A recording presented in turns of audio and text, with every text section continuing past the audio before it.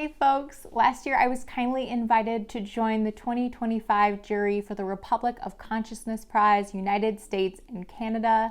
This is a literary prize that I have loved for the past several years and have been very vocal about that love here on YouTube. So I was overjoyed when I was kindly invited to join the panel for this year's prize. And so for the past many months, I have been reading the amazing nominations for the 2025 prize.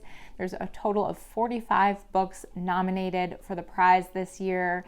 This is a prize that celebrates the work of small presses in North America, and specifically small presses that focus on publishing fiction of high literary merit. And it has been an absolute joy to discover some books from presses that I know that I've loved for a long time through this process, but also presses that are brand new to me, and even a couple of presses that are brand new to the world. And so I have been coming here on YouTube and sharing little short videos on each and every book that was nominated for the prize this year. Again, there were 45 in total. And what I did when I was halfway through that 45, I compiled half of those videos together and half of the total 45 videos together and put that out as a big long compilation, part one compilation of all of my videos about these nominees. And so this, at long last, is part two of that compilation of all of my videos on each of the nominees for this year's prize. So in each of these videos, what I really try to do is give you an idea of what the book is about, and then also give you an idea of what the press is all about, since this is specifically a prize that celebrates small publishers and the amazing work that they do and supports those publishers through the prize funds. I tried really hard not to share any strong opinions about each of the nominated books, but what I really wanted to do was share something interesting that I found in each and every book that got me thinking about it, and I thought might give you an idea if a particular book might be up your alley. So I really encourage you to scan through this compilation of the second half of that nomination list and see if any of these books stand out to you. There are some gems in here. The long list for the prize is going to be announced on January 20, 2026. It will be announced first via email through the prizes listserv, which I will leave a link to below, but then shortly after that, I will be posting a video here on my channel of that long list of 10 titles. And I'm so excited to share that list of 10 titles with you. But in the meantime, we have a Discord community that's been going for a couple of years to discuss the books that have been longlisted, shortlisted, and won the prize over the past couple of years. So I'll leave a link to that Discord community below in case you want to jump in, and feel free to talk about any of these nominated books if you've read any of them or are interested in any of them. And then once the long list is announced, hopefully that'll be a place where people can come and discuss the books on the long list if you so choose, and find out more information if you're interested in them, or if you've read them, kind of share your thoughts. I won't be personally sharing any of my thoughts on any of the long listed books, but I will be in and out to help moderate discussions and make sure everything's going smoothly in the Discord. But I will refrain from sharing my personal opinions on any of these books just yet, but please rest assured that I love them all. So without further ado, here is part two of the compilation of all of the nominated books for this year's Republic of Consciousness Prize, United States and Canada. Next up is book number 24, Hothouse Bloom by Austin Wohlers, published by Hub City Press. This novel follows a young woman who has just inherited an apple orchard from her late grandfather, and she leaves behind everything, her whole life. She leaves behind a painting career, her family and friends, to go and try to run this apple orchard, which she has no experience doing, but she's determined to do it, and she's determined to do it alone. And she also is determined to find a way to do something in the apple orchard that she always tried to do in her paintings, but never quite managed. It's a little hard to describe, but she is really desperate to dissolve herself into a place beyond words, into a place beyond language. It's almost like she wants to become one with the orchard. As corny as that sounds, it sounds much cornier coming out of my mouth than it does in the novel itself. But that is really what she is desperate to do as she's living and running this apple orchard on her own. Unfortunately for her, people keep intervening. Her neighbors who run a sheep farm and want to try and help her, a good friend who wants to come and crash with her because he's kind of down and out on his luck and needs a place to write. She has to hire seasonal workers when it's time to pick the apples. She has to go to the farmer's market to sell the apples. So as desperate as she is to do this in solitude, she finds she can't quite accomplish that. Austen Wohlers was born in Atlanta, and she's also a musician, releasing music on her own and also with the band Tomato Flower, and Hothouse Bloom is her first book. And Hub City Press was founded in Spartanburg, South Carolina in 1995. They describe themselves as the South's premier independent literary press, and they focus on finding and spotlighting extraordinary new and unsung writers from the American South. Our curated list champions diverse authors and books that don't fit into the commercial publishing landscape. Hub City Press is interested in books with a strong sense of place, which this fits right in so well, and is committed to introducing a diverse roster of lesser heard Southern voices. We believe strongly that the publishing industry needs to promote a more diverse range of experiences, and so have committed ourselves to spotlighting lesser heard Southern voices, including people of color, members of LGBTQ and gender diverse communities, people with disabilities, neurodivergent people, as well as ethnic, cultural, and religious minorities. With every nominee, I've been pulling out one detail that I hope sparks a bigger talk about the various tools that writers use to help them build stories. But unfortunately, the one thing I most want to talk about with this book is the ending, which I can't, in all fairness to you, who have likely not experienced the ending yet, I can't ruin that for you. So once you've read the ending, come back and we'll talk. So in the meantime, let's maybe talk about novels that feature painters as main characters, or visual artists, or any kind of artist other than writer as the main character. One of my favorite examples, I love books that have artists as the main character or art as a theme within the book. One of my favorites is in Septology by Jan Fosse, which features a painter as the main character. One of the reasons I am always interested in these kinds of books is I had a writing professor once, many moons ago, who said to our class that whenever a piece of fiction features an artist who works in any other medium other than writing, that author is really using that other art form to explore the art form of writing in some way. Whether or not that's actually true, because he said it, that it was definitely like a rule that this is always true, which, I kind of try to push back against hard and fast rules like that. But whether or not it's actually true, I can't get it out of my head. When I encounter an artist in a piece of fiction, I always think back to that professor and what he said about artists in fiction. So whenever I do come across a painter in a novel, I'm always looking for hints to see if they are in fact there, that painting is being used as a metaphor for writing. I won't spoil this for Hothouse Bloom because I think part of the fun is discovering these clues and hints for yourself if they are in fact there. But I do want to hear examples from you. What books or pieces of fiction have you read that feature artists who work in an art form other than writing? And have you noticed anything sneaky going on where they may be talking about one kind of art form but really are in that way exploring the art of writing? I would love to know if you've encountered that before, and this is my example for you. Next up is book number 25, Strange and Perfect Account from the Permafrost by Donald Niedecker. It's translated by Jonathan Reeder and published by Sandorf Passage. And let's just take a moment and appreciate the colors on this cover. And also, those of you who've been here a little while know that I like to use like blank greeting cards as bookmarks so I can take notes, like this card that I've paired with the book.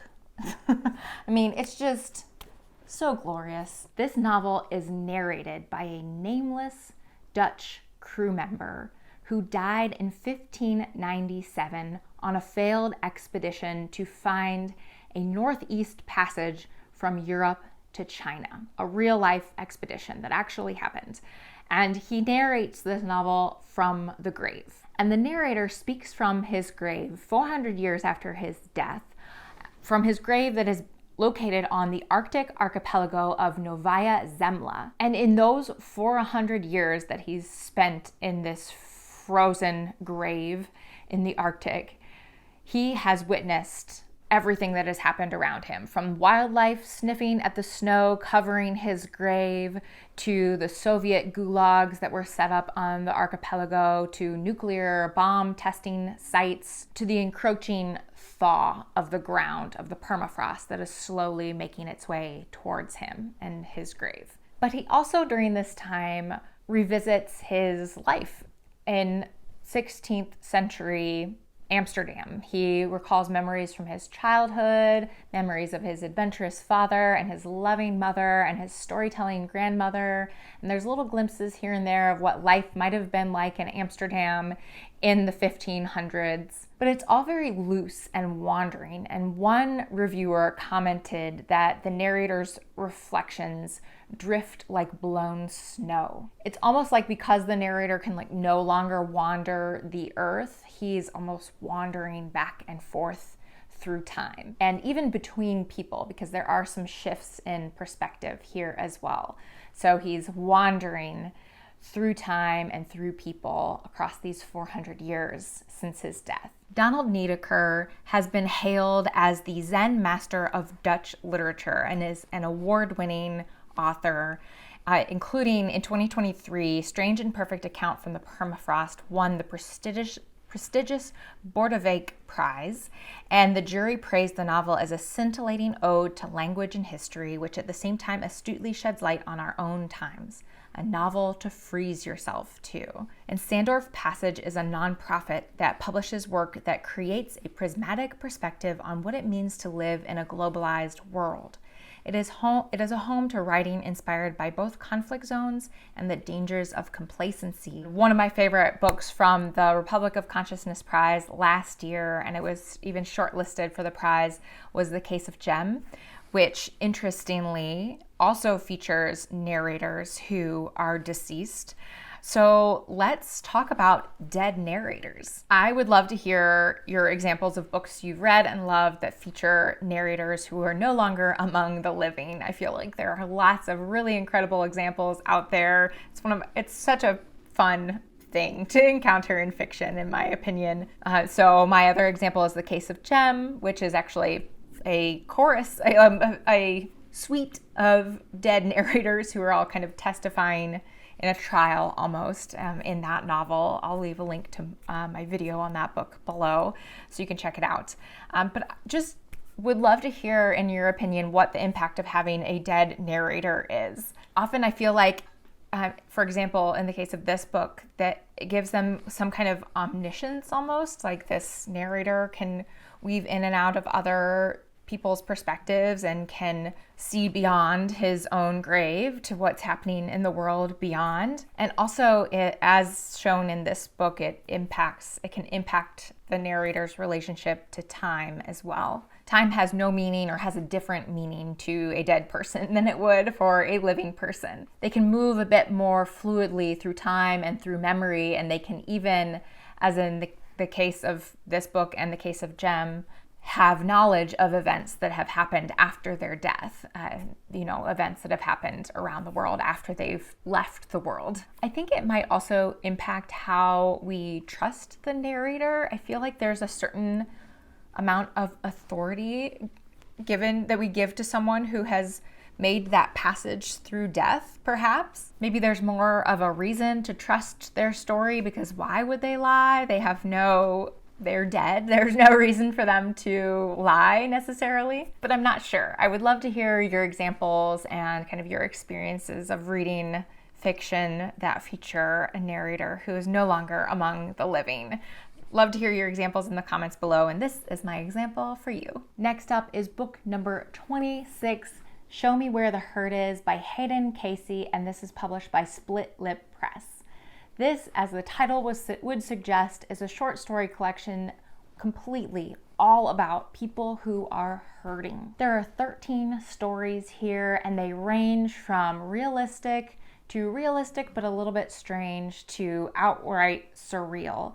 There's one story about a woman who has a job as an in-betweener, which means that she is hired by people who have recently gotten out of, or for whatever reason are no longer in their serious long-term relationship, and so they hire someone to serve as an in-betweener until they find their next long-term relationship. As you can imagine, consequences ensue. There's a story about a young man, or that is told by a friend of a young man, roommate of a young man who has just lost his mother and becomes obsessed with watching her.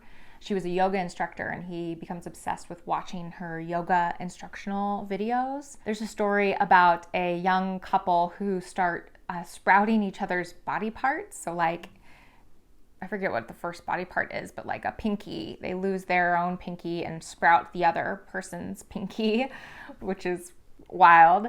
And there's another story about a that feels like it's intended to be speculative, but is maybe like not at all speculative. That's about a weight loss pill and certain consequences that come about after taking this weight loss pill. There's a lot of family members leaving one another behind, betrayals, old wounds, new wounds. All of these stories are about wounded people and the various methods and means they use to fill those wounds in. And Hayden Casey is a writer and musician who lives and teaches in Phoenix, Arizona. He holds an MFA in fiction from Arizona State University. And Split Lip Press was founded in 2014, and they say they are dedicated to publishing boundary-breaking fiction, nonfiction, and hybrid books, lifting the transition boards that prevent fluidity and smashing those we cannot pry up. We love work that questions the concept of truth and work that reinterprets what we think we know. We prize experimentation. We welcome the unanswerable. We want to see the dark and the light side of the moon, or we want to see it obliterated. If your book is a wedge in a crack, Split Lip Press is the hammer helping you to split the wall apart. I have a fair number of books from Split Lip Press, and my favorite book from them is a novella called Sister Golden Calf by Colleen Berner. I have another video that I can post below about that beautiful, beautiful book. I have noticed more and more books that are accompanied by playlists, and I want to know if you have noticed this as well. Either their playlists, if you go visit the book on the publisher's website, there's a playlist the author has put together that's linked there, or even lists of songs printed in the back of books. There were at least 2 books on the long list for the Republic of Consciousness Prize last year that had actual lists of songs in the back of the book. And usually it's like a playlist with various artists that maybe it was music that inspired the author while they were writing, or music that kind of fits the vibe of the book, or even music that has been mentioned in the book itself, and the author has compiled a playlist of all that music for the reader. Hayden Casey has gone one step further, or it feels like 100 steps further, and has written an original song to accompany to accompany every story in this book. And there is a playlist on YouTube. I will link to it below. And I was really struck how the songs fit the vibe of this collection so well. They're a little on the softer side, and I think they evoke the same kind of tender vulnerability that the stories do, but there's like nothing overly dramatic, no huge big crescendo, no heavy beat. There's a very bittersweet feeling about like that you feel listening to the songs. I feel like matches the vibe of the book as well, like a pleasant sound, but also somehow bruised or wounded. Like I used the word wounded so many times describing these stories. And I just think the whole package just fits together so nicely. The stories and the music, even the cover gives that kind of a vibe too. And I think if you go and listen to those songs online, you'll get a great idea of the texture of these stories. So I want to know, what do you think about this trend of creating playlists to go along with works of fiction, whether it is original music written by the author or some sort of compilation? Have you encountered can you give examples of this below? Have you listened to the playlist? What have you thought? I would love to hear it, and here is my example for you. Next up is book number 27, The Great Grown-Up Game of Make-Believe Stories by Lauren D. Woods, published by Hothouse Press. There are 28 stories in this book, 28 stories. These stories, many of which are really short, have titles like The Shapeshifter, Skin Like Snake, Plastic Teeth, Bear Sightings, The Inner Chamber, Brown-Eyed Recluse, titles that I think really evoke fairy tales. But these are definitely fairy tales for grown-ups. Not because they are like extra dark or because they are like particularly graphic or anything. They're fairy tales that I think get at the heart of what keep grown-ups up at night. In here you will find classic elements of fairy tales and fantastical fiction, like a woman who can shapeshift into various animal figures, a woman who discovers she is shrinking and finds her deceased mother like living in her pocket. We have bears, which I feel like are very fairy tale like. There's an abandoned house at the edge of the woods. There's a story about witches. There is a story about a woman who physically goes inside her lover's heart to see what lives inside there. These situations all feel like straight out of a fairy tale for me, like classic fairy tale elements. But I feel like the term make-believe has another side to it, like the more adult side. And for me, that's like the lies we tell ourselves to get through a difficult day, or the lies we build up around ourselves to handle a disappointing life, or the roles we play for other people. Eventually, because we're grown-ups, this world of make-believe that we maybe have built around ourselves has to come crashing down. And I feel like that's is the precise moment that is captured in a lot of these stories. Lauren D. Woods is originally from the Dallas area and now lives and writes in Washington, D.C., where she was the 2024-25 Washington, D.C. Arts and Humanities Fellow for Fiction. She works in consulting and lives with her husband, 4 children, 2 cats, and a guinea pig, and this is her debut collection. And Hothouse Press was founded in 1998 and is based in Pittsburgh, Pennsylvania. They are a nonprofit publisher who, as they say, believes literature affirms the deep and elemental range of our human experience, and our need for it is now more crucial than ever.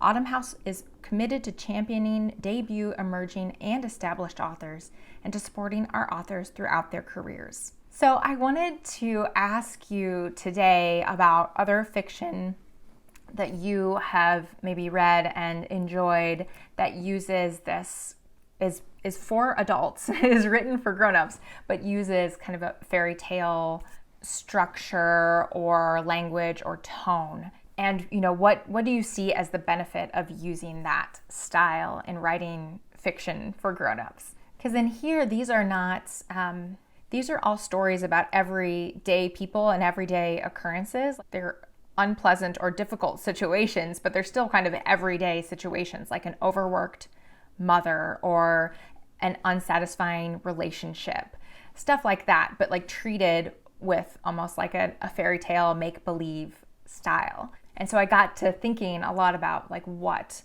using that style and using those fantastical elements did for those stories. For one thing, I think it's a recognizable style. I think it's a language and a structure that a lot of people have experience with and understand. So it's almost, I don't want to ever say a universal language, but it is a style that I think will hit like a nostalgia button for a lot of people reading it.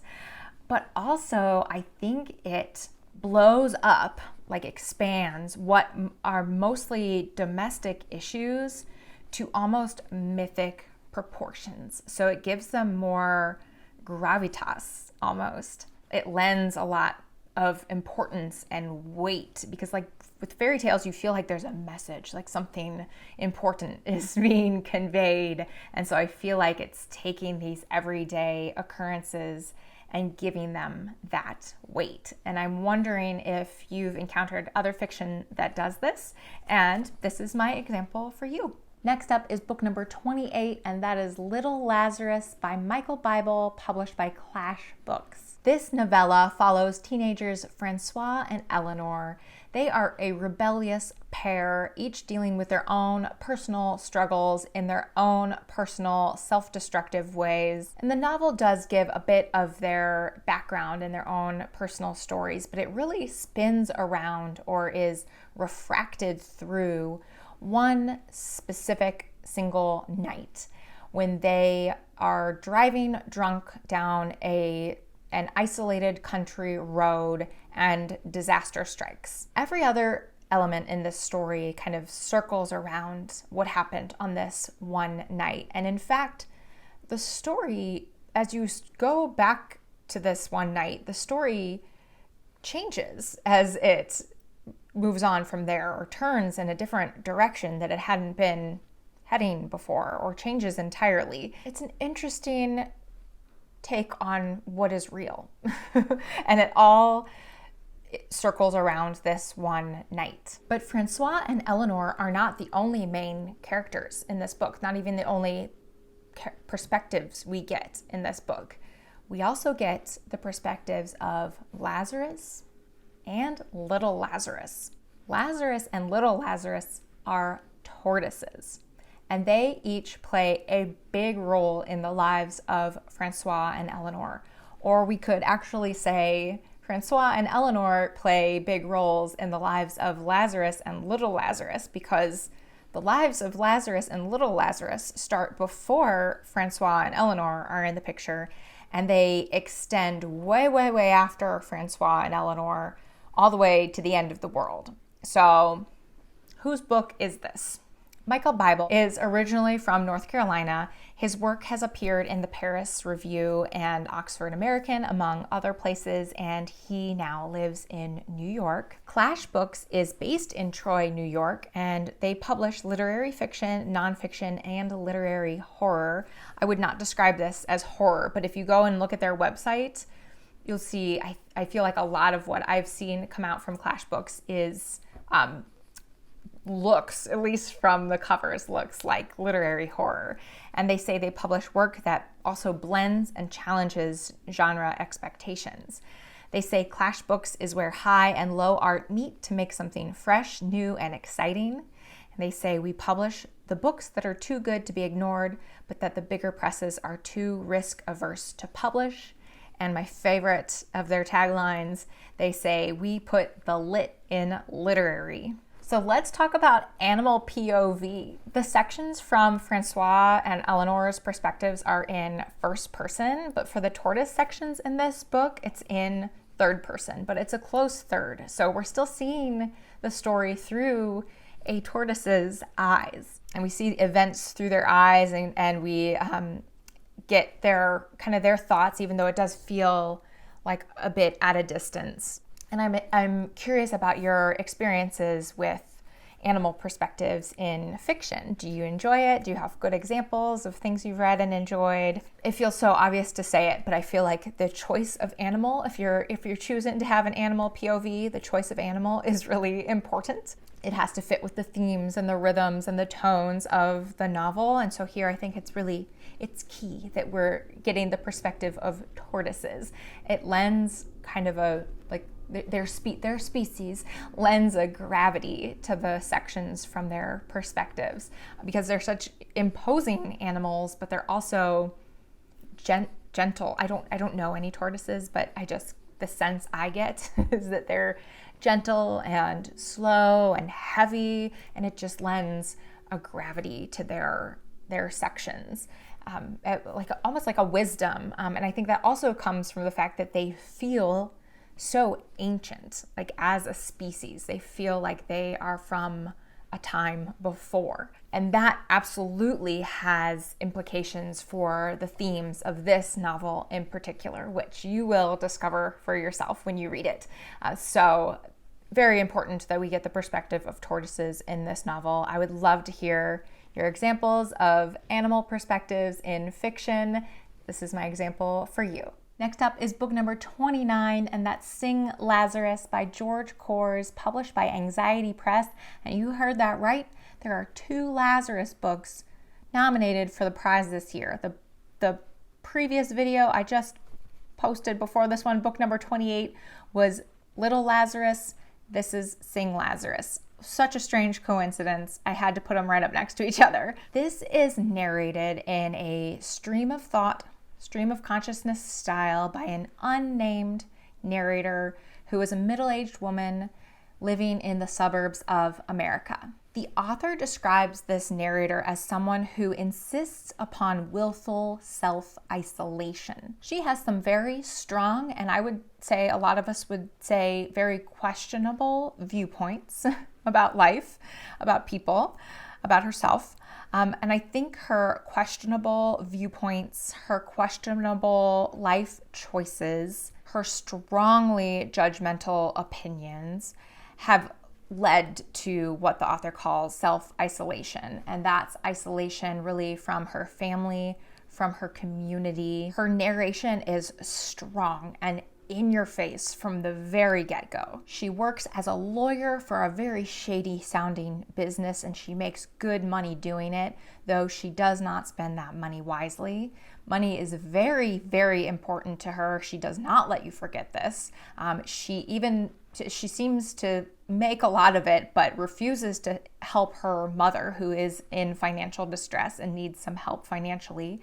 She's kicked out her quite lovely sounding husband and divorced him. Her teenage daughter hates her and wants to go live with her dad. But buried within this stream, this like vomit of like opinions that she's giving us, buried within it is one choice that she has made that is going to eventually in the book come back to haunt her. One choice that she's going to have to pay a major price for. And the moment she pays that price in this book, the book changes like entirely. It shifts and it becomes something very philosophical, almost metaphysical. It's a major shift. And I'm not going to tell you what it is or anything more about it, but there's a turn. George Kors primarily writes long-form fiction, but also composes music. I feel like the last several books, or a few of the last books I've mentioned have been from musician writers.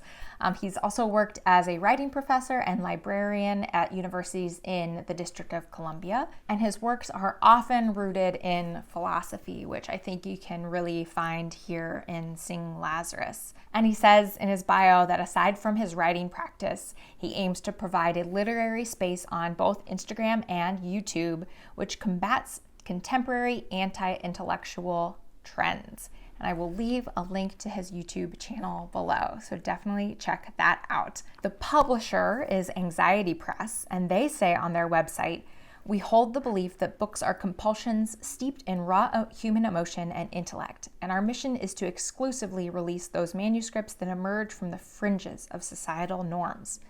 These are narratives that quiver within the confines of our shit-stained reality, crafted in trembling states, with language and concepts deemed taboo by the timid masses.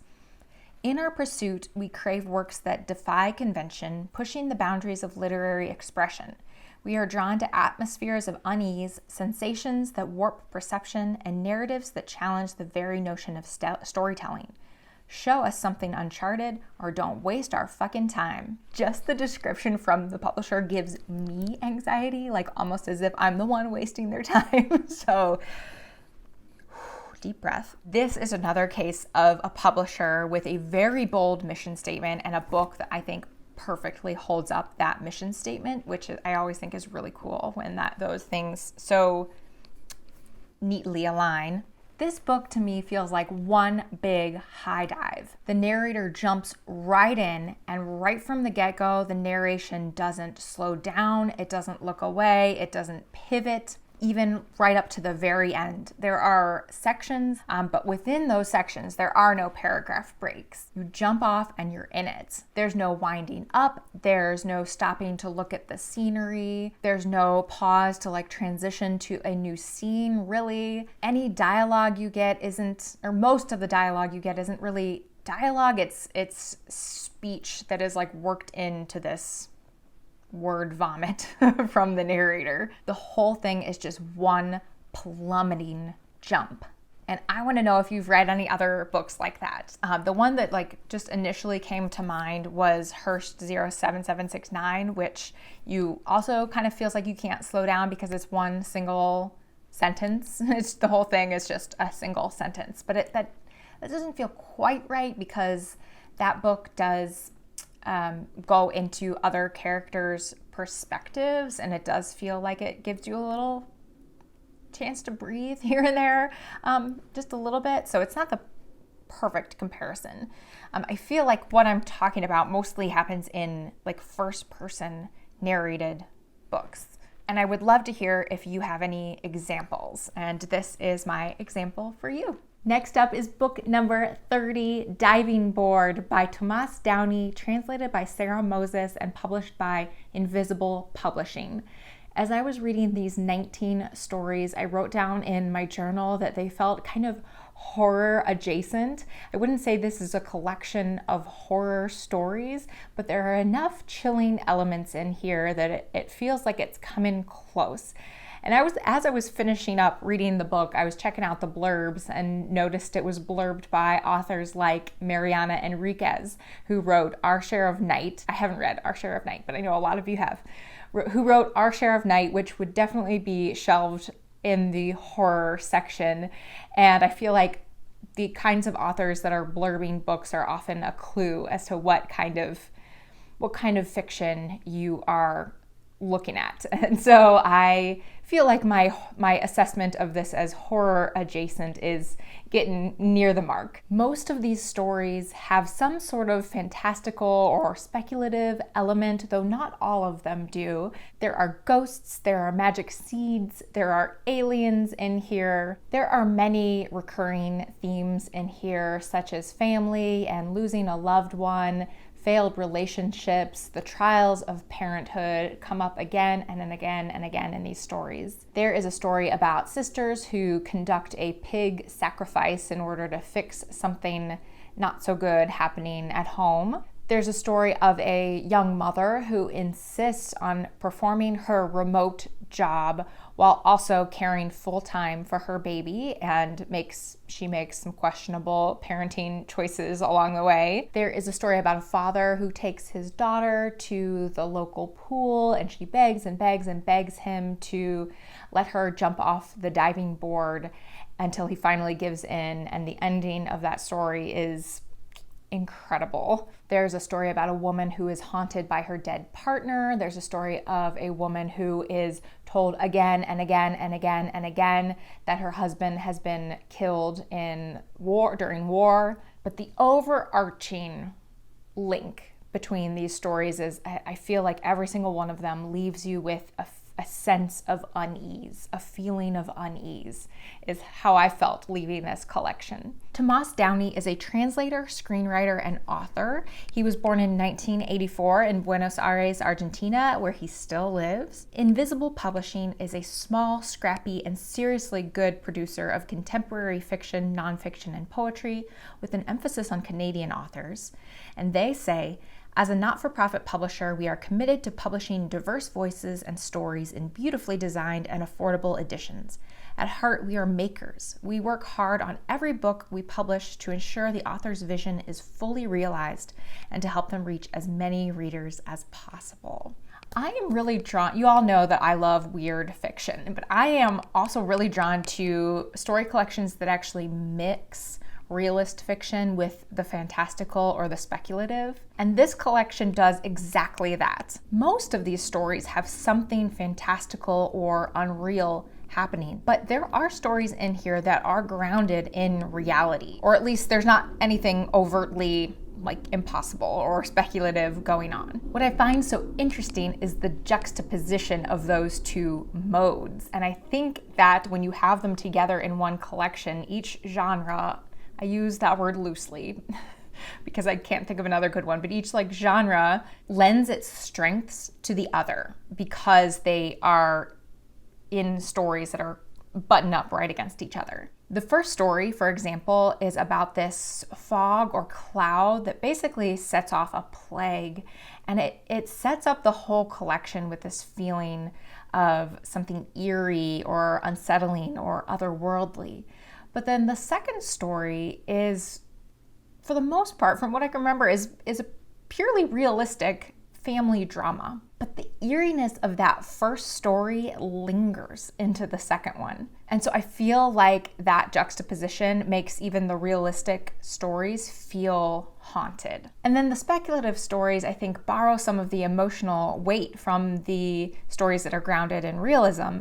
There's, the stories that are have much heavier emphasis on character development. I think that lends a certain weight to all of the stories in the collection. So of course, I want to know, have you read any story collections that mix more realist fiction with stories that are more speculative or fantastical in nature? What have you thought of that mix? What are your examples? Let us know in the comments. Here is my example for you.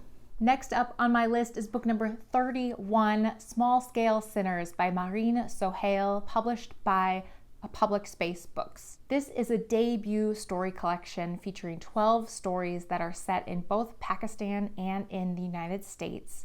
Most of these stories in here are a bit dark, a bit strange. There is a story told by a chorus of middle schoolers who become obsessed with two young girls, two twins who are new to their school, and the whole thing, as many things with middle school girls do, the whole thing ends in violent disaster. There's a story of a woman who lives with her elderly mother, and she observes her neighbor's house across the street where a squatter is living and is trying to learn how to fly. There's a story about a young woman who donates her hair to make a wig for her boyfriend's mother who's dying of cancer. There's a story of a funeral that brings together estranged family members, and along the way, some of those family members discover that the deceased perhaps did not die in the way that everyone has been led to believe. The major themes running across this whole collection are family, illness, death, oppression, liberation, responsibility, and many of these stories are following characters, mostly women, who make bold choices in the face of obstacles, even if those choices might be labeled as sinful. Maureen Sohail was born in Islamabad, Pakistan. She has an MFA from Sarah Lawrence College, where she studied as a Fulbright scholar, and she lives in Washington, D.C. A Public Space is an independent nonprofit publisher. It is their mission to seek out overlooked and unclassifiable work and to publish writing from beyond established confines. They are the kind of publisher who feels so very carefully curated, and I hope you'll visit I'll give you a screenshot of their website as always, but I do hope you'll visit their website because that is the overwhelming sense I get from their website, is that it's just a beautifully curated catalog. 2 of their short story collections have been previously recognized by the Republic of Consciousness Prize for the United States and Canada: The Sorrow of Others by Ada Zhang and God's Children Are Little Broken Things by Arinze Ifekandu, which was actually the winner of the Republic of Consciousness Prize, US and Canada, in 2022. The publisher describes Small Scale Sinners as a story collection that asks, what does it mean to be good?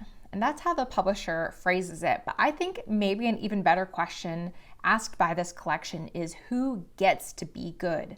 Do you get to be someone who is good if you follow certain rules or act a certain way or live in a certain place or love a certain kind of person, or even if you die in a certain way? Even how you die impacts whether or not you are considered good or not. But you can't really ask the question of what it means to be good without also implying maybe its inverse, which you could phrase as, what does it mean to be a sinner? And I guess that's not even implying that question because it's in the title itself, small scale sinners. The word is in the title. What does it mean to be a sinner? What does it mean to be labeled as a sinner? And is that something different? What does it mean to be labeled as a sinner by others? What does it mean to be considered by yourself to be a sinner? And how can someone who is marked as a sinner find redemption? And thinking about that got me thinking about story and fiction as that place for redemption. Stories, if they're told with care and intelligence, allow us to see nuances in a character's choices. They show us that what might be labeled as sin by others might not be sinful at all, and the things that we're told are good things might be actual sources of harm. And I think well-crafted stories are one of the places that can free so-called sinners from that label. And I think that's why it's so important to read as widely as possible to make sure you're surrounding yourself with stories that not only within the story provide nuance, but that you're reading across experiences to give yourself a bit of that nuance about what is good and what is not. And I truly believe that fiction is one of the best ways to train ourselves to see the nuances and complexity behind words like good and sinful, and to see that those words have no inherent value, that their meaning is contextual, is based on who is talking and what they're trying to accomplish. So of course, I'm so curious to hear from you. Have you read anything recently that plays with this idea of what goodness really is? I think so much of fiction does this, and I would love to hear your recent examples, and this is my example for you. Next up is book number 32, Information Age by Cora Lewis, published by Joyland Editions. Information Age is narrated by a young woman who lives in New York. She lives with 2 roommates. She works as a journalist for an online news site. She rotates in and out of romantic relationships. One particular relationship seems to be on rotation more frequently. She visits regularly with her family and friends. Her father remarried and has 2 young children, so she has 2 siblings who are much younger than she is, and she spends a lot of time in this novel with her siblings. She travels around the country to cover different news stories, and this book spans several years, so you get to see how each of those areas of her life connect and evolve over time. The publisher describes this as a novella told in vignettes, and I might extend that a little bit further and say, to me, this felt almost like the way it was structured and the way the sentences and scenes are formed. It felt like the kind of notes that a journalist might take when working on a story. It's like a long string of connected observations. There are external observations, things she's experiencing in her life with her family and her friends and her roommates and her love life, even strangers on the street. And then there are also internal observations, things she's thinking and feeling as she's struggling to find a place for herself in the world. And many of these scenes end almost on what feels like a punchline.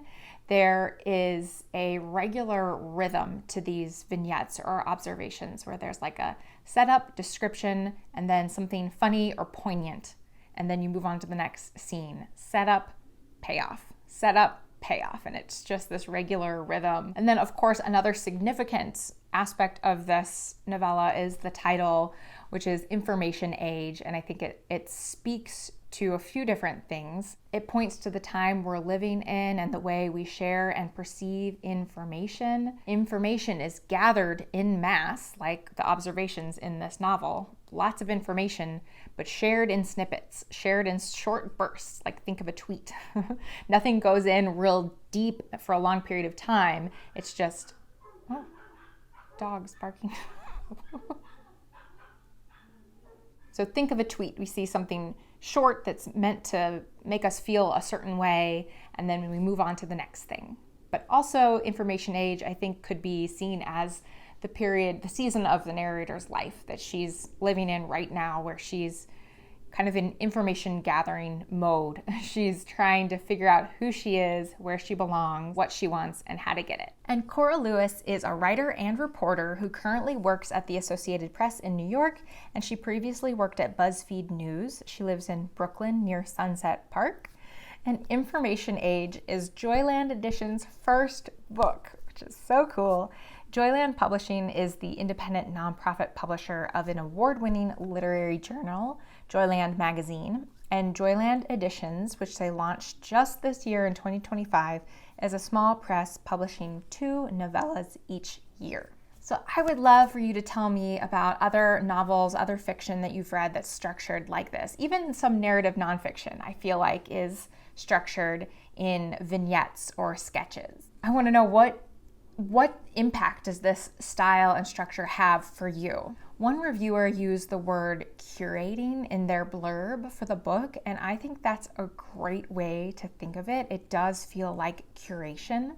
It's a curation of moments, a curation of information. And then another reviewer used the words precision and surgical, which I think is just another way of getting at carefully curated. I think it means the same thing. You're cutting away all the extraneous bits until you have just what's the most poignant left. So I would, again, love to know what other fiction that you, or nonfiction that you've read that is in this kind of vignette style. What do you think about it? What do you like about it? Do you think this style is really speaking to the time we're living in now, where so much information is shared in short bursts and where our attention spans are supposedly shrinking down and down and down? Or is this a structure that transcends the time we're living in? I would love to know your opinion. I would love to know your examples.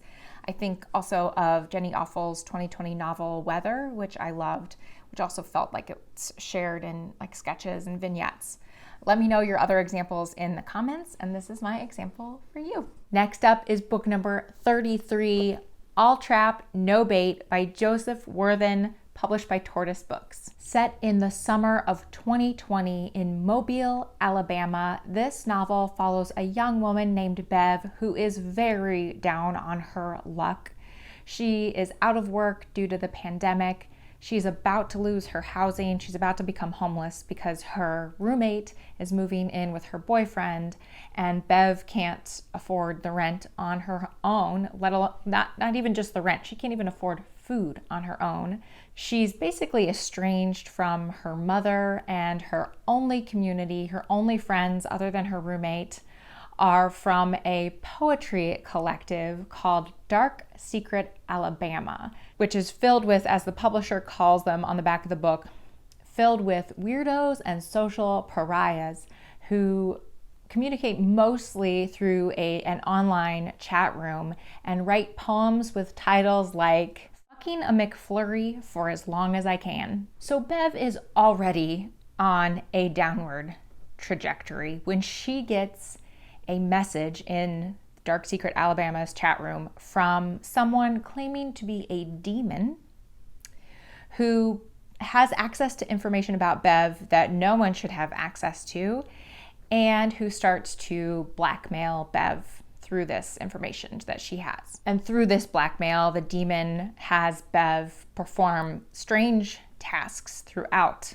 the city of Mobile. And as Bev continues to follow the demon's instructions for her, things get worse and worse and worse and worse and worse for Bev in wild and spectacular ways. Joseph Worthen is a writer from South Carolina, and he holds a BA from the University of South Carolina and an MFA in fiction from the University of North Carolina, Wilmington, and a PhD from the University of Louisiana. And he currently teaches literature at a college in North Carolina. And Tortoise Books is a Chicago-based publisher founded in 2012. They say about themselves, "Remember the fable of the tortoise and the hare?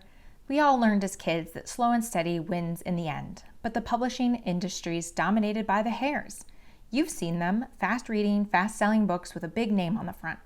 They loom large on the doorway displays one month and are relegated to the bargain bin thereafter, unloved, unremembered, and easily replaced by next month's next big thing. Hair today, gone tomorrow, you might say. We're looking to change that."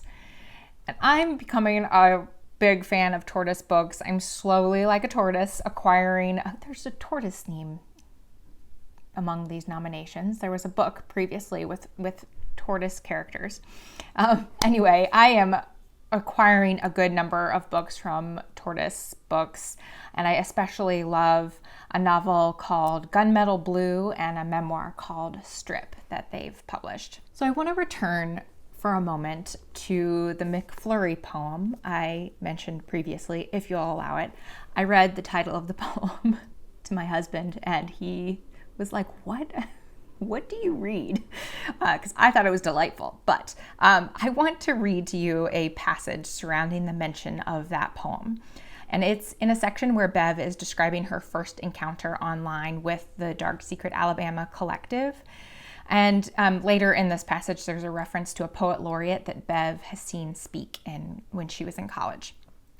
So it says, the most recent post on the blog had been a poem called Fucking a McFlurry for as long as I can, and most of the content of that poem pertained to the physical and emotional eventualities of the titular endeavor. Bev thought this poem was pretty cool. It was the sort of thing Bev might write herself, sexual in a hopeless and directionless way. It dealt with things everyone could understand, like McFlurries. It moved between ugliness and beauty in a way that suggested comfort with both. It didn't venture anything grand for itself or the world it described. The opposite of the poems the laureate wrote, which Bev had heard during homecoming freshman year and immediately forgot. When I was flipping through and I went back to that passage that I had underlined, and I thought of an interview with another author, I forget the name of the author, but an interview I heard a while ago with an author who claimed that every novel has a single sentence buried within it that defines the whole novel. And I thought that was such a cool concept and kind of wanted to start seeing if I could find those sentences within the novels that I read, those sentences that could possibly define the whole novel, but I never do it. I hardly ever do it because I get so wrapped up in what I'm reading that I forget to look for that specifically. But when I flipped back through to that page, to that passage, I took another look at one of those sentences, and I think I found a sentence within that passage that doesn't necessarily define the plot of the novel or even define like the major themes of the novel, but I do think it captures something really essential about this book, and that's this sentence. It moved between ugliness and beauty in a way that suggested comfort with both. And I think that sentence gets at something really essential about this book. There is so much ugliness in this book, like in terms of like nasty behavior and also like ugly, nasty, like actual gross things happening in this book, but then also the ugliness of things like poverty in America and just people doing what they have to do to get by and sometimes not being able to do anything more to get by. So like ugliness in the themes, but it's also surrounded by quite a lot of beauty and beautiful language, and a beautiful way of pointing out these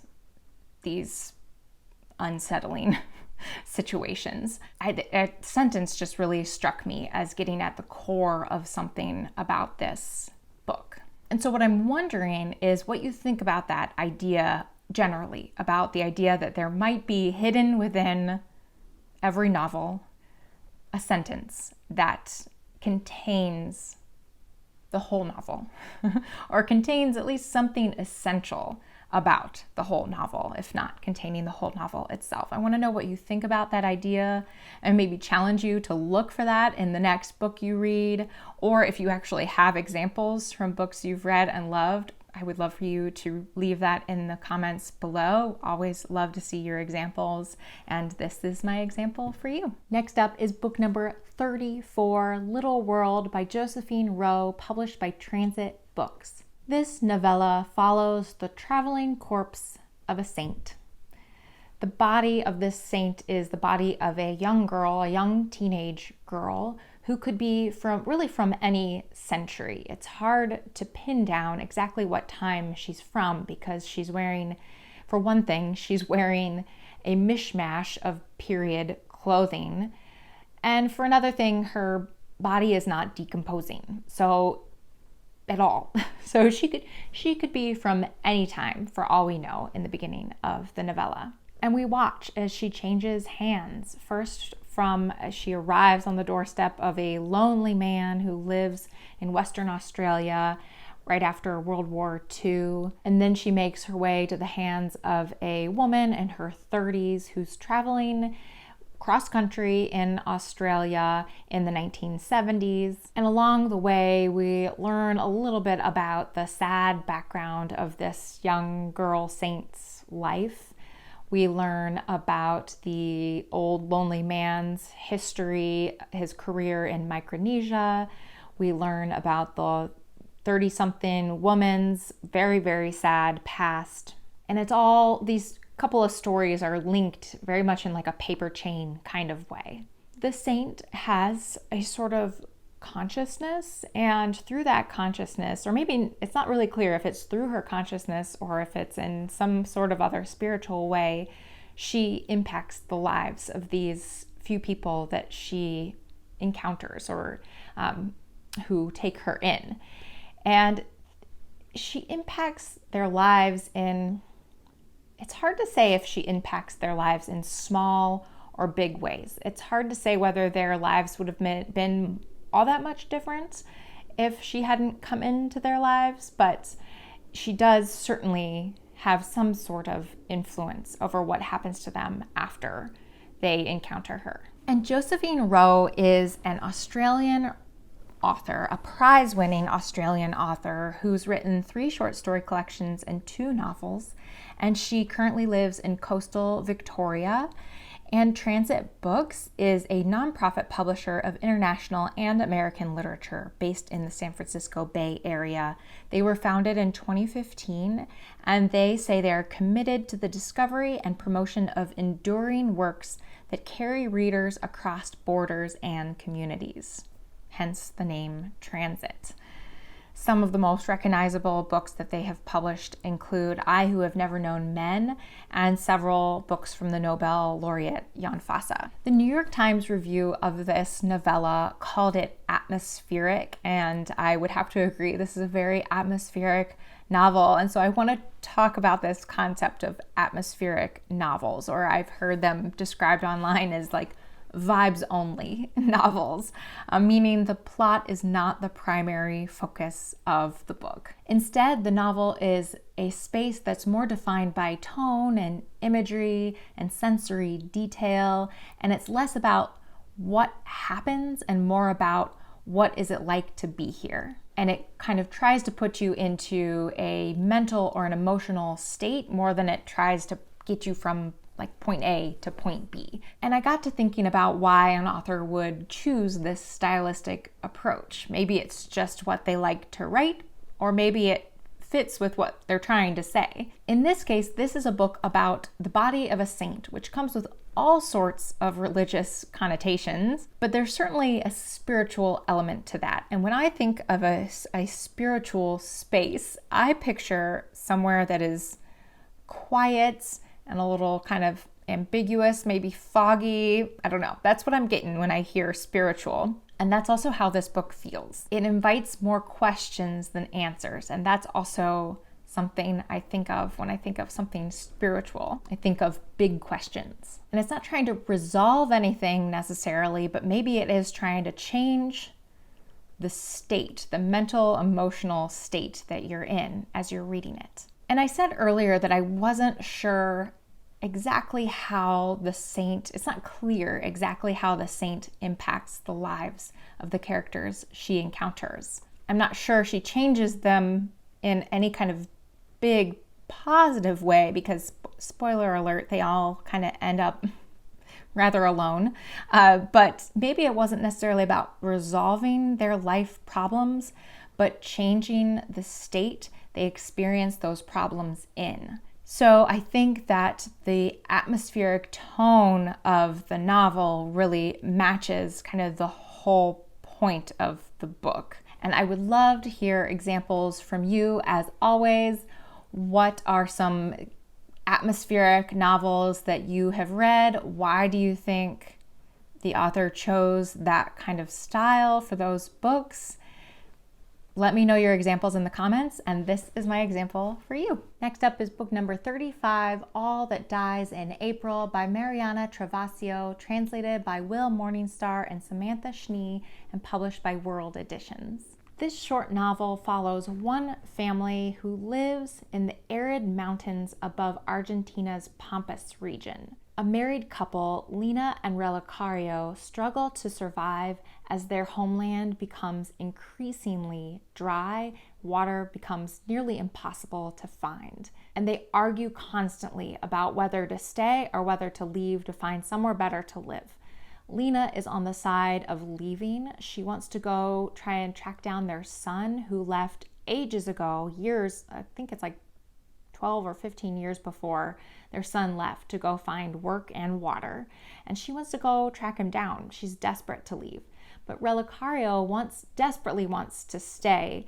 Their ancestors are buried there and he doesn't want to leave them behind. So eventually Lina makes the decision to leave and Relicario makes the decision to stay. And Lina goes to search for both the sea and their son. So she heads off, and a couple of weeks later, Relicario decides that he doesn't really like being there without his wife, and so he digs up some of their ancestors' bones and packs them up, heads off with a donkey to go and track down his wife. And from there, for the first half of the book, you get the alternating stories of their parallel journeys for Lina to go find their son and water, and her husband to go find Lina. And along the way, they encounter friendship, they encounter violence, they encounter hope and despair and water. Lots and lots of water. And Mariana Travasio is a widely acclaimed author. She is a former forensic psychologist and psychology professor. She was born in Argentina, but grew up in Sao Paulo, Brazil, but now lives back in Argentina and Buenos Aires. And this is her first book to be published in English.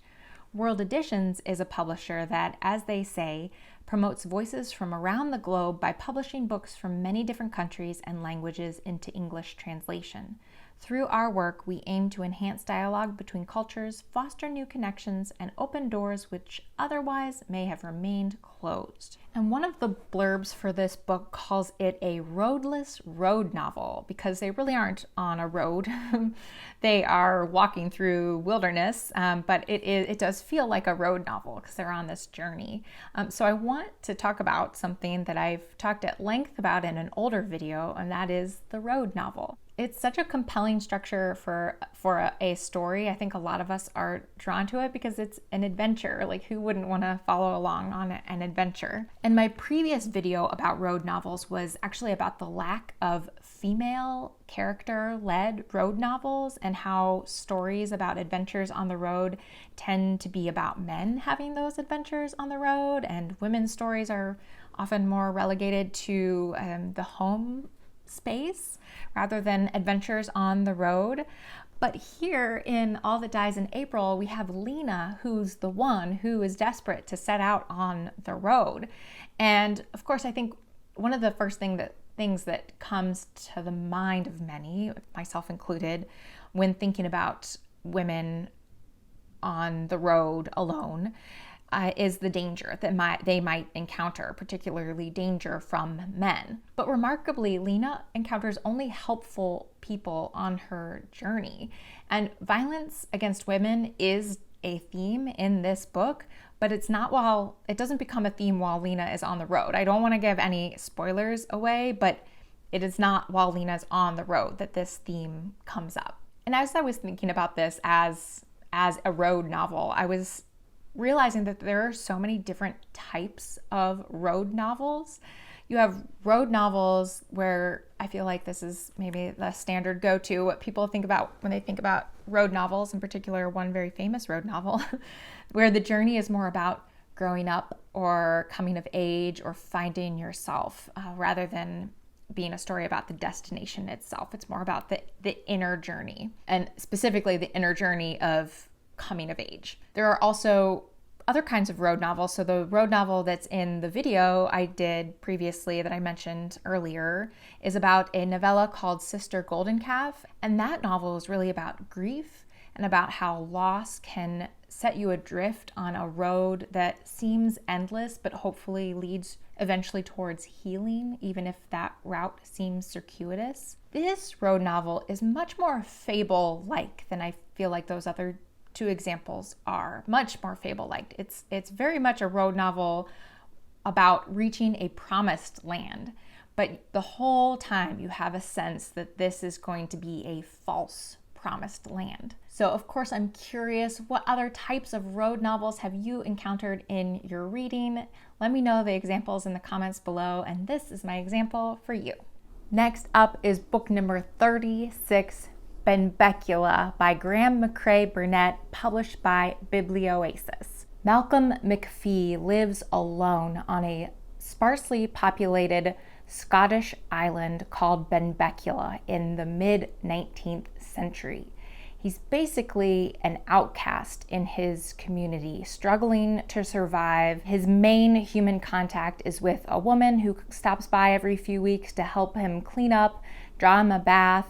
Why she does this is a little bit of a mystery, but Malcolm spends most of his time pondering his situation and remembering the past, because the reason for his isolation has to do with a major traumatic event that happened in his past, and his status as an outcast in the society is due particularly to heinous crimes committed by his younger brother Angus years before. And over the course of this short novel, Malcolm recalls his childhood with his two brothers and one sister and his parents, and as they kind of struggled to survive in this small community in the 1800s. So he remembers his childhood all the way up to the day of his brother's horrific crimes, and then a little bit of the aftermath of those crimes. It is a story about madness and about mental illness, and particularly about the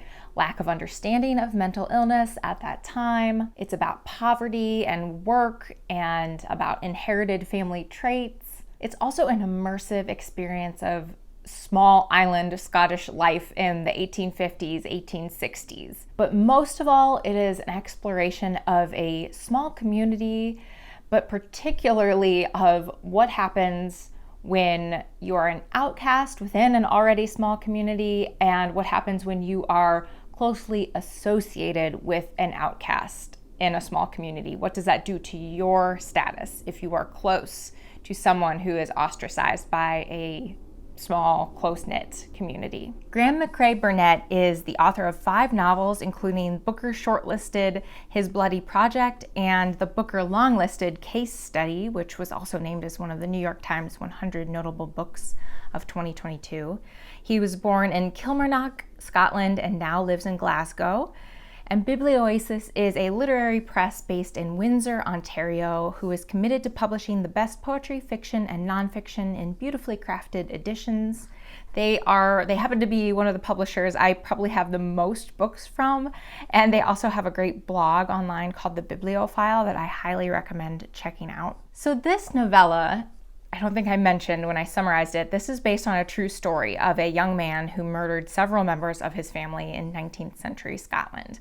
And the facts in here are all based on letters and asylum, physician records and witness statements.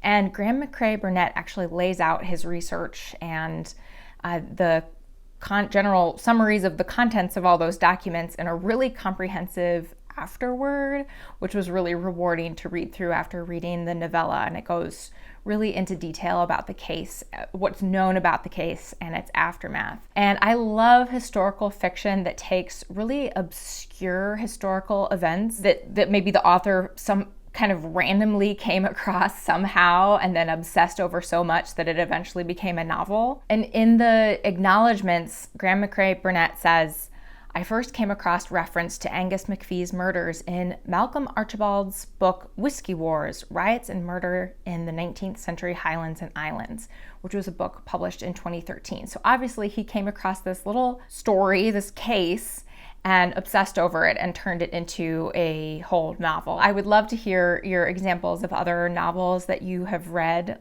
that maybe started from that similar kind of seed, like a really obscure reference or historical event that an author became obsessed over and kind of expanded into a whole novel. I also love it when an author has a clear obsession that keeps coming up over and over again in their body of work, and I feel like Graham McCrae Burnett has that. It seems like, just based on what I know of his other books, it seems like he's always layering these themes of madness and mental illness and violence and psychiatry. And in particular, it seems like the theme of misunderstanding of mental illness or psychiatric care that's based on like biases, either personal or cultural biases, based on what I know and I've read about his other books, that pops up a lot in his work. So I would love to hear examples from you of other authors who you love, who have a particular obsession that keeps coming out in their work. I feel like a lot of writers do that. They work their obsessions into all of their work. Maybe all writers do that to some extent. But anyway, I would love to know your examples in the comments, and this is my example for you. Next up is book number 37, My Clavicle and Other Massive Misalignments by Marta Sanz, translated by Katie King and published by Unnamed Press. While on an international flight, Marta Sanz discovers a small bump just underneath her clavicle and proceeds to freak out about it immediately. And what follows in the pages after this discovery is an obsessed, very intimate, very anxiety-filled account of Marta trying to discover what this bump is, where it came from, and what it means. So we follow along as she goes to countless doctor's visits and does many, many medical tests to try and figure out what this medical mystery is, which expands from just a bump underneath her clavicle to chronic pain and other symptoms are corresponding to it. Not only is she going to all these doctor's visits and doing all these medical tests, but she's also kind of probing the medical mysteries of those around her to try and figure out if maybe what these other people have and discover about their own illnesses could be what she has and what's going on with her. But also she's probing these other medical issues of other people to kind of see how her own medical mystery measures up against theirs. Meanwhile, she's traveling internationally constantly for her writing, and she is also kind of obsessing over her own writing and specifically considering what is okay for her to include in her writing regarding the people closest to her. What intimate details of her relationships with her husband and with her parents are okay for her to publish, and she's considering this and thinking this through while also including those very details in the book. But it's all bound within the frame of this medical mystery of the bump beneath her clavicle. And Marta Sanz is an award-winning novelist and poet and essayist and scholar and journalist, and one of Spain's most celebrated contemporary writers with a literary career that spans decades. But remarkably, this book marks her English language debut. She's published widely in the Spanish-speaking world, but this is her English language debut, and it was published simultaneously in the UK by Akoya Press. And Unnamed Press is a Los Angeles-based independent book publisher who started in 2014 with an interest in global literature and a desire to feature international and underrepresented voices. And since then, they've grown into more of a general interest publisher that remains committed to publishing a kaleidoscope of works that challenge the status quo. And in 2024, they launched an imprint called Smith & Taylor Classics, which they say aims to bring a curated list of underappreciated and progressive classics back into conversation. And I have several of those Smith & Taylor classics, and I love them. They're very, very cool. My Clavicle and Other Massive Misalignments has been described as autofiction in several places that I've looked. And so autofiction, if you aren't familiar with the term, is very much what it sounds like. It's autobiographical fiction. So there are elements of autobiography about the writer, about the author, but within a fictional frame. So maybe like in this case, the author and the protagonist of the book have the same name, or there are elements of the author's life that make their way into the book, but you don't necessarily know what elements are autobiographical and what are fiction. Examples of other authors that I've personally seen described as authors of autofiction are Sheila Heti, Ben Lerner, Claire Louise Bennett, lots more. I'm sure you could list them all for me in the comments below. Annie Ernaux apparently refuses the label of autofiction. I read that somewhere recently, which means that someone at some point thought to label her as autofiction. So in order for her to be able to refuse the label of autofiction. There's an article that I read recently by Christian Lorentzen, published in Vulture in 2018. And the article poses a question that I want to pose to you as well. I thought it was interesting. And so it says, one question that I think is pertinent when it comes to autofiction: what's more important, the auto or the fiction? So I want to ask that question to you. If you are a reader of autofiction, or even just a dabbler, or just are aware of the term autofiction, what do you think is more important, the auto or the fiction?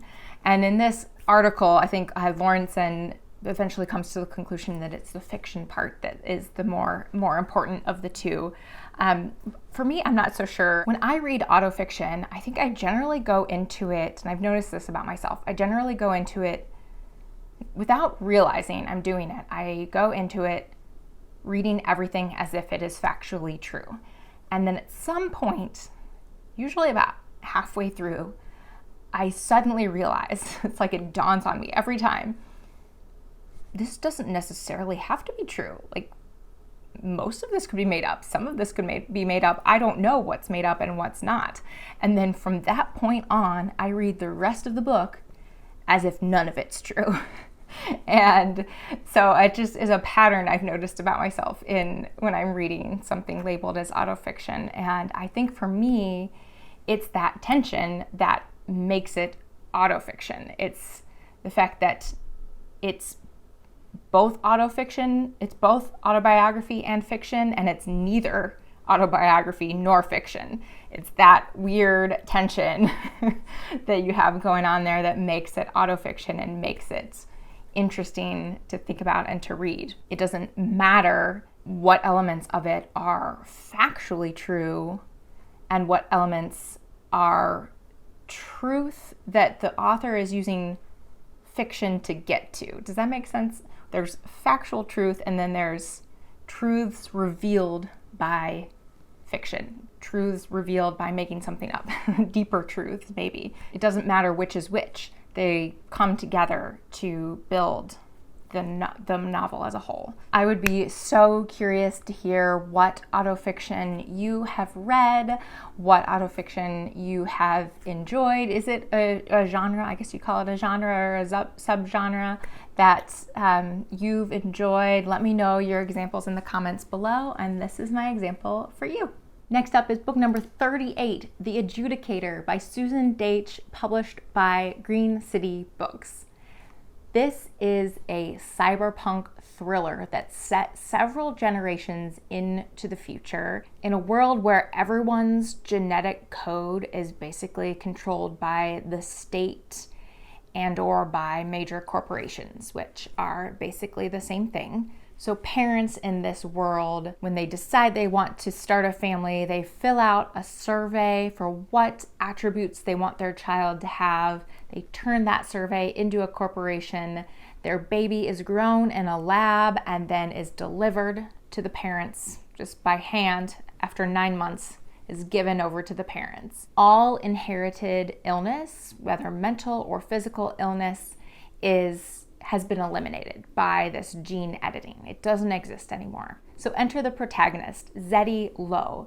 She has a job called an adjudicator. She works for one of these major corporations, one of these major gene editing corporations, and her job is to investigate claims. Usually they come from parents. So parents coming back to the corporation saying that the corporation made a mistake in editing the genes, creating their child.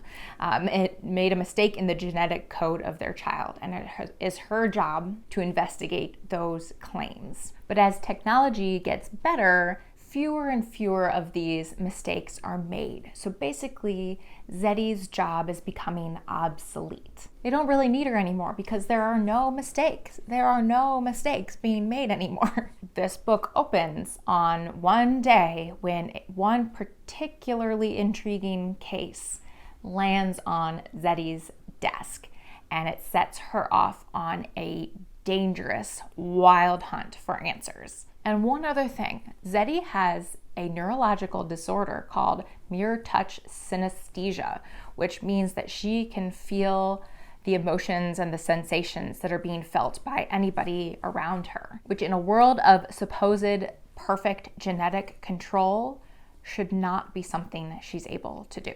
So within this book, there are lots of interesting images and multimedia experience. It's a multimedia experience for sure. You get all sorts of photos and drawings throughout the book, and all of these little tabs actually are me tabbing after I finish the book QR codes that you can use to take you to even more fun media, everything from images to video to songs. And there are a lot of them. So these are not just images, these are all the QR codes that I've marked in the book here. So Susan Deitch is an acclaimed author of 6 novels and a collection of short stories. Her work was the subject of a review of contemporary fiction along with that of David Foster Wallace and William Vollmann. If I can find it, I'll link it below. I had someone tell me something really cool about her work. This is the first of her novels I read, but I had someone tell me something about her work that I think is so cool. The protagonists of all her novels tend to be people with jobs that are on the brink of being obsolete, and that sets them off on some sort of adventure or quest or, whatever it is. Green City Books is an independent publisher based in Bend, Oregon, and they say about themselves, "We are readers first and seek to publish works that inspire us and deserve a broader platform. We are genre agnostic and listen for the music of language in the books we curate and bring to the public." They also say about their name, Green City Books, "An imaginary city, a green city, is a place where ideas and artistry thrive and eventually emerge into the real world. A city of the mind can be labyrinthine, overgrown, and mysterious, but at the center there is truth waiting to be revealed.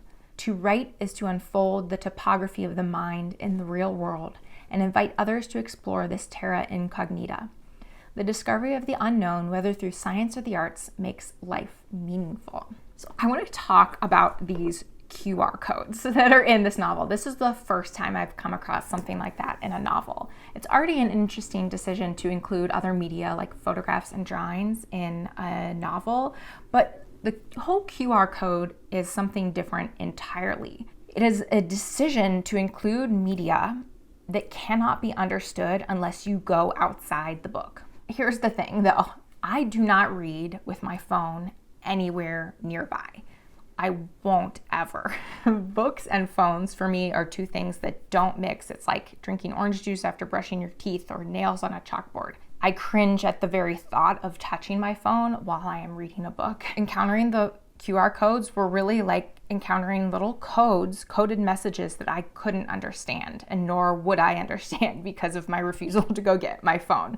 And I think that actually added something really interesting to the experience of reading this book for me and got me thinking about like not understanding things in books a little more broadly. So these for me were little blocks of black ink that I didn't understand popping up every now and then. And I knew if I engaged with technology that I didn't want to engage with, that I would be able to understand what they meant.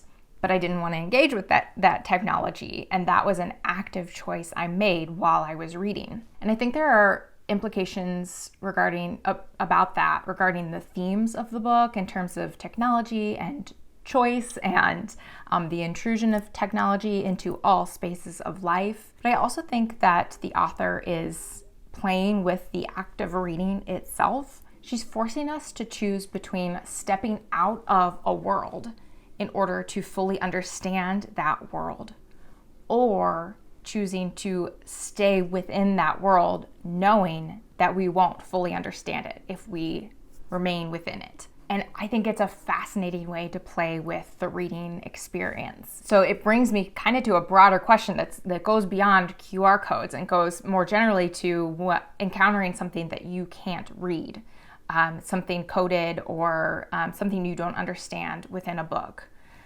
What do you do?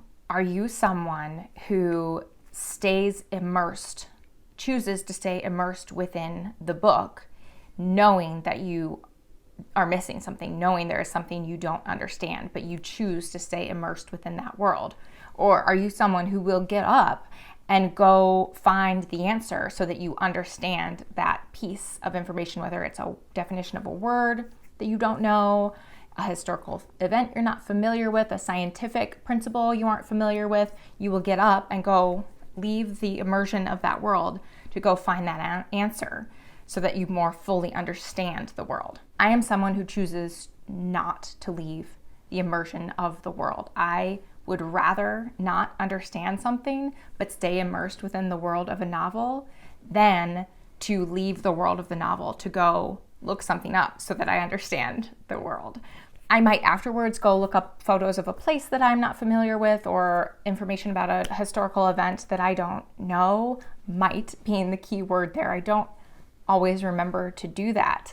I would just rather stay within this world that's been created for me than break the illusion in order to understand that world more perfectly. But I know that that is not the case for everybody. I know lots of people go and look up words they don't know or look up things they don't know in order to more perfectly understand the world that they are trying to experience. And I think that's such a fascinating question to ask yourself, and one that I've never really thought about like that before.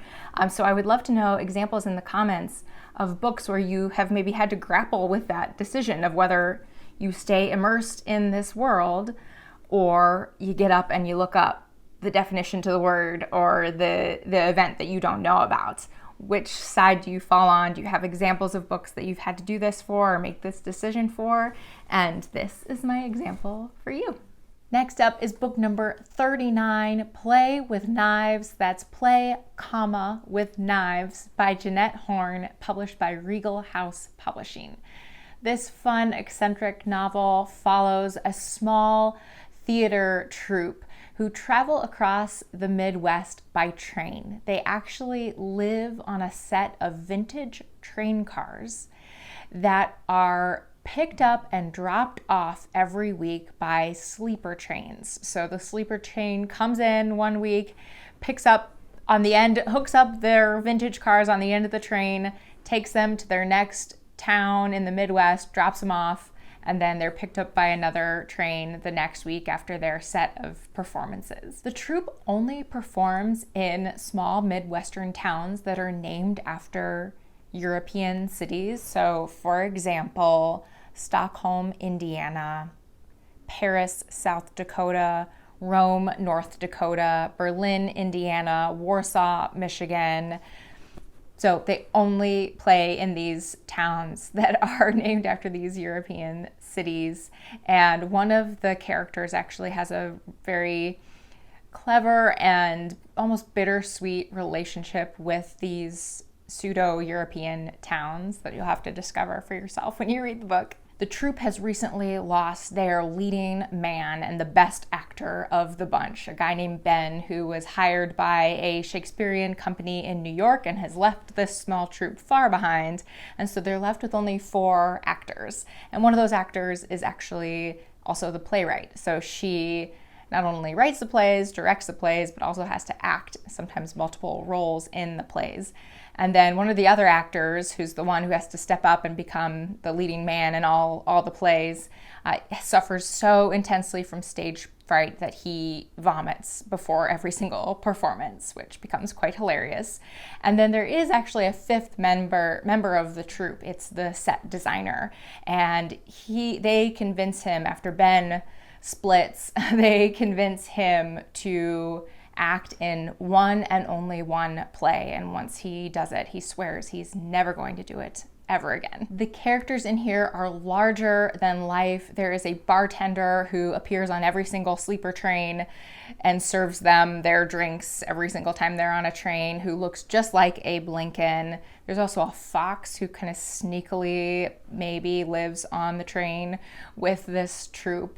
There are several plot threads going on here. There's a love story, but it's also a story of creative ambition and creative failure. And Jeanette Horn is a writer who actually began her career as a poet.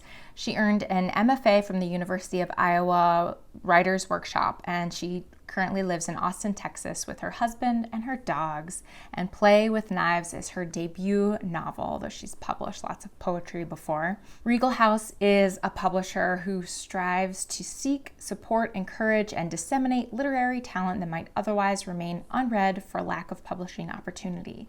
They have a bunch of different imprints, and they publish everything from literary fiction to YA and middle grade. They were founded in 2014 by a writer named Janie Royal, who says, "I founded Regal House Publishing after years of navigating the tortuous route of traditional publishing, arriving at the conclusion that publishing, generally speaking, did not have to be so unreceptive, unfriendly even, to the author.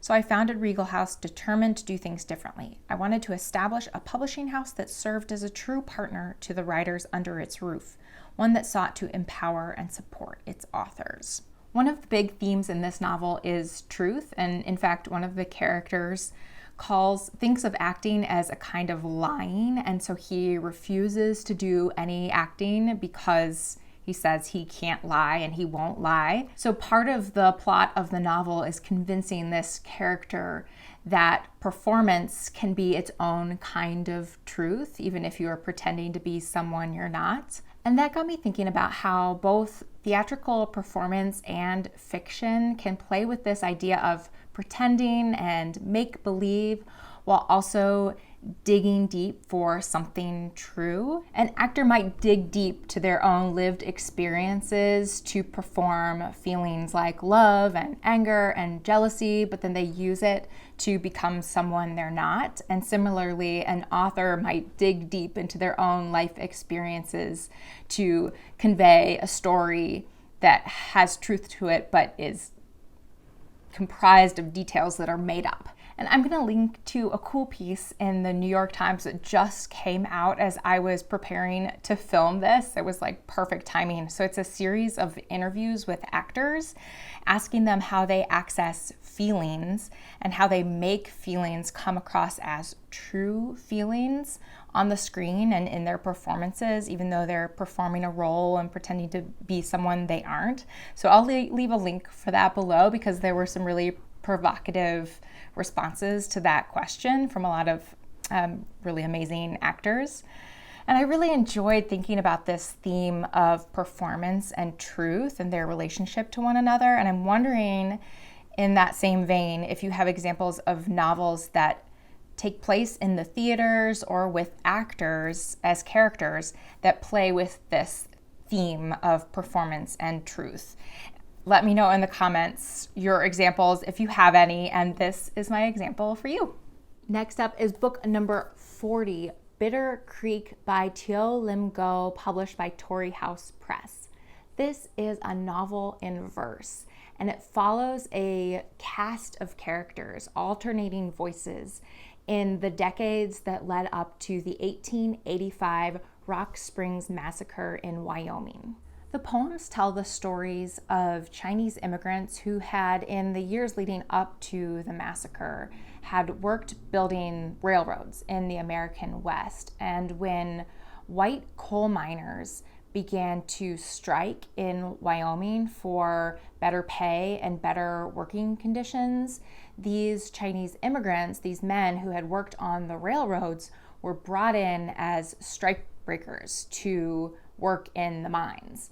This situation led to increasing resentment, prejudice, and bouts of violence, eventually leading to the white coal miners brutally lashing out against the Chinese workers, killing at least 28 members of the Chinese community, setting fire to their homes and businesses, and pushing them out of the community and into the mountains at gunpoint.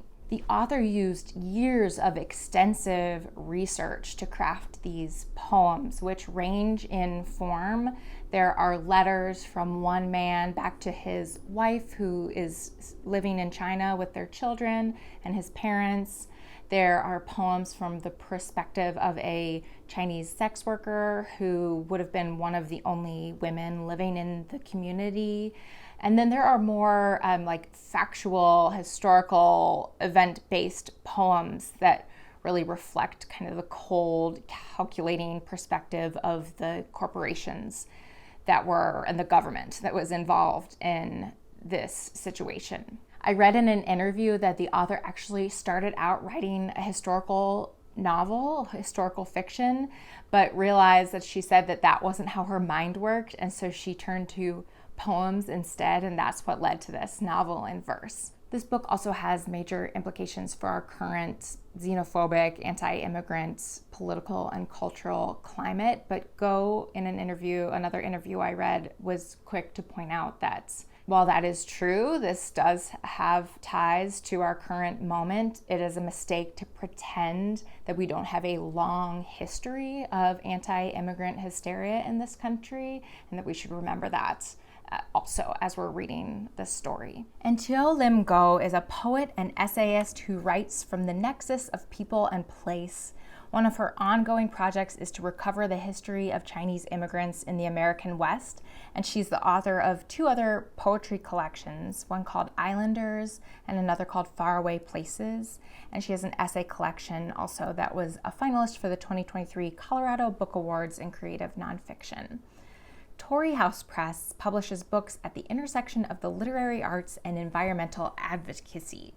Their authors explore the diversity of human experiences and relationships with place, and their books create conversations about issues that concern the American West, landscape, literature, and the future of our ever-changing planet, inspiring action toward a more just world. And they also say, we believe that lively contemporary literature is at the cutting edge of social change. We seek to inform, expand, and reshape the dialogue on environmental justice and stewardship for the natural world by elevating literary excellence from diverse voices. I have not read too many novels in verse, and the one main one that comes to mind for me is Autobiography of Red by Anne Carson, which is a recreation of an ancient Greek myth turned into a kind of present-day coming-of-age story, and it's phenomenal if you haven't read it. I also saw someone refer to Grief as the Thing with Feathers by Max Porter as a novel in verse, which I don't think I thought about as I was reading it, and I'd love to hear your thoughts on whether you think that label, which we all hate to label things, but if that label maybe applies to Grief is the Thing with Feathers as well, a novel in verse.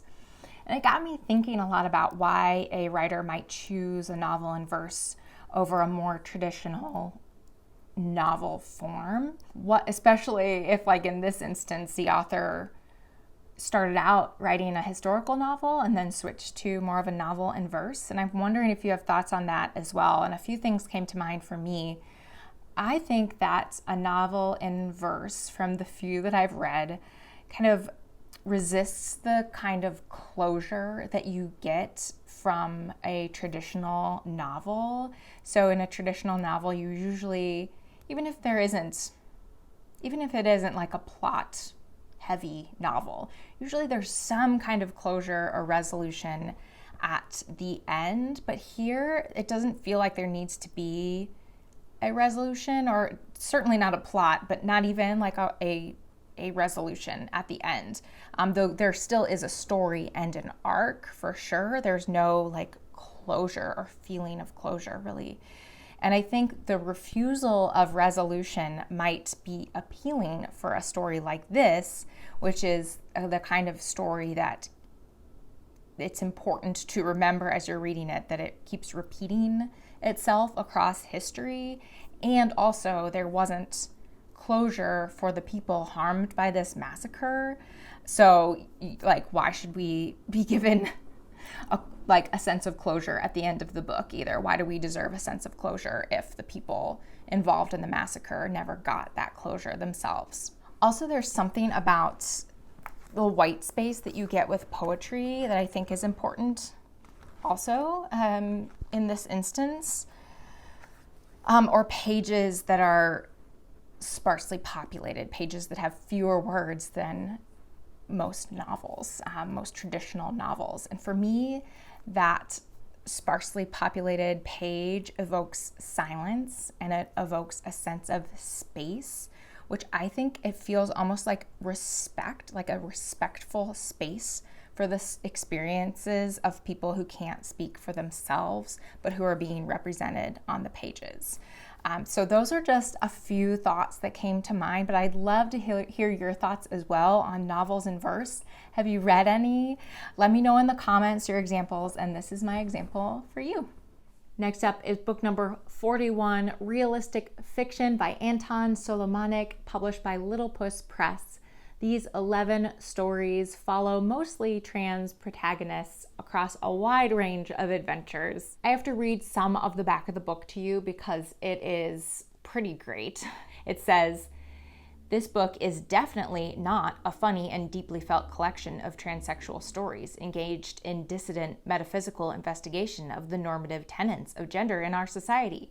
Bro, how could you say that? It is very dramatic and exciting, yes, but it is not metaphysical at all. It is just realistic fiction. And then it also says, if Charlie Chaplin rewrote the works of Kafka and he was a Russian trans man, Anton Solomonic brings a funny, heartbreaking, and startlingly unique new voice to contemporary short fiction. And there is certainly a lot of humor in these stories, but it is a very deadpan, dry humor, and it relies a lot on extremely awkward and embarrassing situations involving characters who quite often don't seem to be fully in tune with how they're coming across socially, and their speech is often very stilted, and they miss a lot of social cues. And there's even a quote in one of the stories that I will quote directly from one of these characters, who says, "She talked as if reenacting the stylized dialogue of fictional characters. I had also been told I talked this way." And most of these main characters and protagonists in these stories talk in this stylized, stilted way as if they are trying to perform something. And in these stories, you will find a character who desperately wants to work in an open pit mine, but can't quite land a job in that mine. And then there's a story that's set in the world of the TV show Quantum Leap. I don't know, please mention in the comments if you're a fan of Quantum Leap. But in this Quantum Leap story, Sam jumps into the body of a young woman who is sleeping with John F. Kennedy. And then there's a story where a trans man cross-dresses as a trans woman. And there's a character who wants to become New York State's first and the country's third transgender congressional candidate, but who goes about running for office in bizarre ways, like questionable, entertaining ways. There's lots of sex and almost sex, and there's drinking, partying, lots of anime, lots of video games, collectible card games. There's also autism, philosophy, religion, immigration, loneliness, and the exploration of the performative nature of gender and gender norms. And Anton Solomonic is a writer and illustrator living in Brooklyn, New York.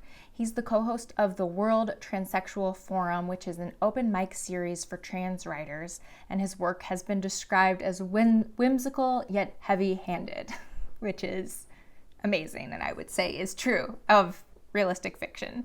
Little Puss Press is a feminist press run by trans women, and they say, "We believe in printing on paper, intensive editing, and throwing lots of parties."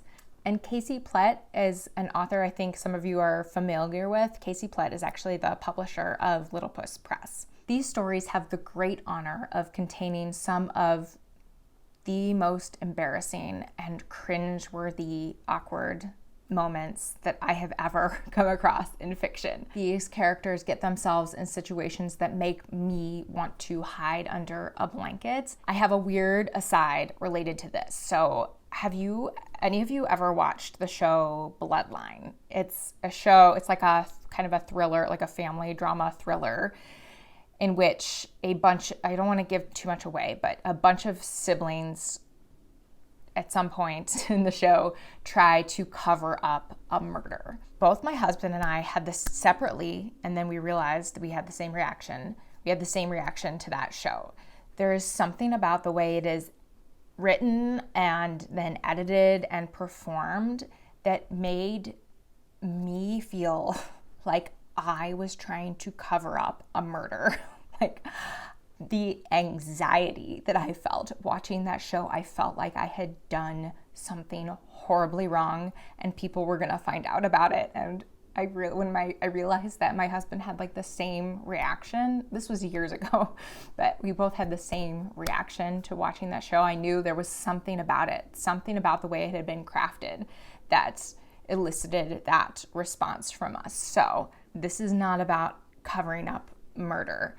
But I had a similar response where when I was reading these embarrassing situations, I felt like I was the one who was in the awkward scenario and that I wanted to run and hide because I had done this horribly embarrassing, like awkward, not necessarily, they're not all situations where like the character has done something embarrassing, but they are in a horribly awkward situation.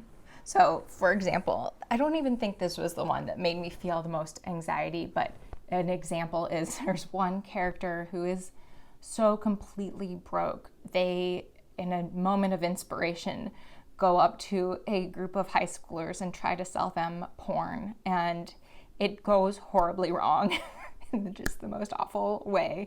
And yeah, it's just situations like that that just made me feel so deeply on the character's behalf. And I think that eliciting that kind of like visceral response from a reader takes so much control prose wise. Like, you have to know what you're doing within the language to get that kind of reaction from a reader. So I want to know what other books you have read that have elicited that kind of like visceral reaction from you, where you feel like you are having the emotional response as if you were the one who did the thing. I want to know your examples in the comments below, and this is my example for you. Next up is book number 42, a complete fiction by R.L. Mazes, published by IG Publishing. The title of this novel tells you so much of what you need to know about this story. This book opens with an aspiring novelist, a woman named PJ, who sees a post online about a book that recently sold for $1 million book deal, and she recognizes the name of the author, a man named George. And PJ, without having read this book from George, because it's not published yet, accuses him of stealing her idea for a novel, because, as you see, George was an editor at another publisher where PJ had submitted her novel for consideration for publication, and the basic details of the novels were close enough that she suspects that George rejected her novel and then went on and wrote a similar one of his own to have it published with $1 million book deal. Because PJ does this publicly through social media, immediately there are calls for George's cancellation. So George is canceled, he loses his job, his book deal is in jeopardy. However, PJ actually based her as of yet unpublished novel on the devastating sexual assault of her sister. And PJ wrote this novel without the permission of her sister. And this too goes public. And so PJ is suddenly left in a bit of the hot seat as well. And to top it all off, there are things about George's book that PJ and George's story that PJ does not know or realize. things about George's background and his history and his own trauma that PJ isn't aware of when she accuses him publicly. This is told in alternating perspectives, giving both PJ and George's points of view. It's heartfelt and really funny, and it dives into some really timely and important topics such as Me Too, cancel culture, and also the precarious position writers can find themselves in within the massive publishing industry, the massive publishing machine, especially debut or aspiring writers. R.L. Mazes is the author of an award-winning debut novel called Other People's Pets and has written short stories and essays as well. She is a Virginia Center for the Creative Arts Fellow and the recipient of a fellowship grant from the Memorial Foundation for Jewish Culture for 2024-2025 for a novel in progress. She was born in Queens, New York, and lives in Boulder, Colorado with her husband and her cat and dog, who she calls her muses. And IG Publishing was founded in 2002. They are a New York-based and award-winning independent press dedicated to publishing original literary fiction and political and cultural nonfiction. One of the big questions this novel asks is who gets to write what, who has the right to tell certain stories, but more importantly, not just tell certain stories, but also publish and make money off of certain stories. Who has that right? This is such a perennial and rich subject, and it's great to have a whole novel about it that deals with such a complex topic with a lot of nuance and thoughtfulness. I'm really curious to hear your perspective on using humor and maybe a more lighthearted tone to deal with topics and subjects and themes that are really quite explosive or have the potential to be really explosive topics. It is definitely a choice that has to be handled delicately, and this novel absolutely does acknowledge that the themes and the subjects that are presented here are heavy issues, but it is in a lot of ways a really lighthearted tone used as an approach to tackle these themes. And in my opinion, I think that allows a reader going into it to maybe lower their walls a little bit, maybe let down their guard, and not immediately get bent out of shape about subjects they probably have really deeply held opinions on. The humor kind of eases you into what are really difficult subjects. And maybe as a result, it's easier to absorb some of the complexity and nuance that exists within these heavier subjects. I am so curious to hear if you have examples of other books that do this, that use humor and maybe a more lighthearted approach to tackle particularly heavy themes. I would love to hear your examples in the comments below, and this is my example for you. Next up is book number 43, Child of Light by Jessie Bender, published by Whiskey Tit. This novel starts out in 1896 in rural upstate New York. 13-year-old Ambrette has just moved with her mother to a big old lonely house in rural upstate New York where they are being reunited with Ambrette's father and brother, who they haven't lived with in several years for mostly financial reasons. Ambrette's father is kind of a researcher, experimenter with electricity, and he's had some financial upheaval as a result. And so they've been kind of separated because of this and for other marital reasons, it seems. And so now they're finally being reunited in this house. So therefore, Ambrette's father really is a stranger to her, and her brother is now a teenager and is pretty much a stranger to her as well. On top of that, Ambrette does not speak the same language as her father. She is the only one of her family who does not speak French. Her mother and brother can speak French. Ambrette cannot speak French, and her father can't speak English. So she is completely unable to communicate with him. Ambrette's mother is very devoted to the art and science and pursuit, I guess, of spiritualism. And at one point, Umbrette's mother actually thought that Umbrette had some sort of special connection to the spiritual world. And she's been trying to reignite this special talent in Umbrette and is not having very much success at that. And her mother, as a result, is becoming increasingly disappointed with Umbrette. Umbrette is increasingly isolated, and as she's falling into this isolation, she is desperately trying to do anything she can to connect with her family. And so she is desperately trying to become that conduit to the spiritual world that her mother wants her to be. She's trying her hardest to learn French so that she can communicate with her father, but her only resource to learn French is her brother, who is not a safe person for her to be around. All of this leads to a string of horrible misunderstandings and ultimate devastation and tragedy. Jessie Bender is the author of a chapbook called Dangerous Women, a play called Kinderkrankenhaus that was published by Sagging Meniscus in 2021, and another novel called The Book of the Last Word, which was also published by Whiskey Tit in 2019. And the Brooklyn production of this play, Kinderkrankenhaus, was a top 5 finalist for the Broadway World's Best Off-Broadway Play in 2023. And Jessie Bender also runs Kerpunkt Press, which is a publisher that is a home for experimental work.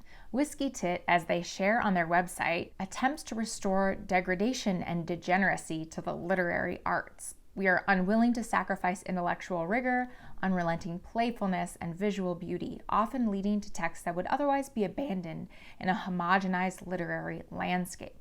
In a world gone mad, our refusal to make this sacrifice is an act of civil service and civil disobedience alike, and our work reflects this. We welcome like-minded readers and writers. This book does something so interesting with the French language.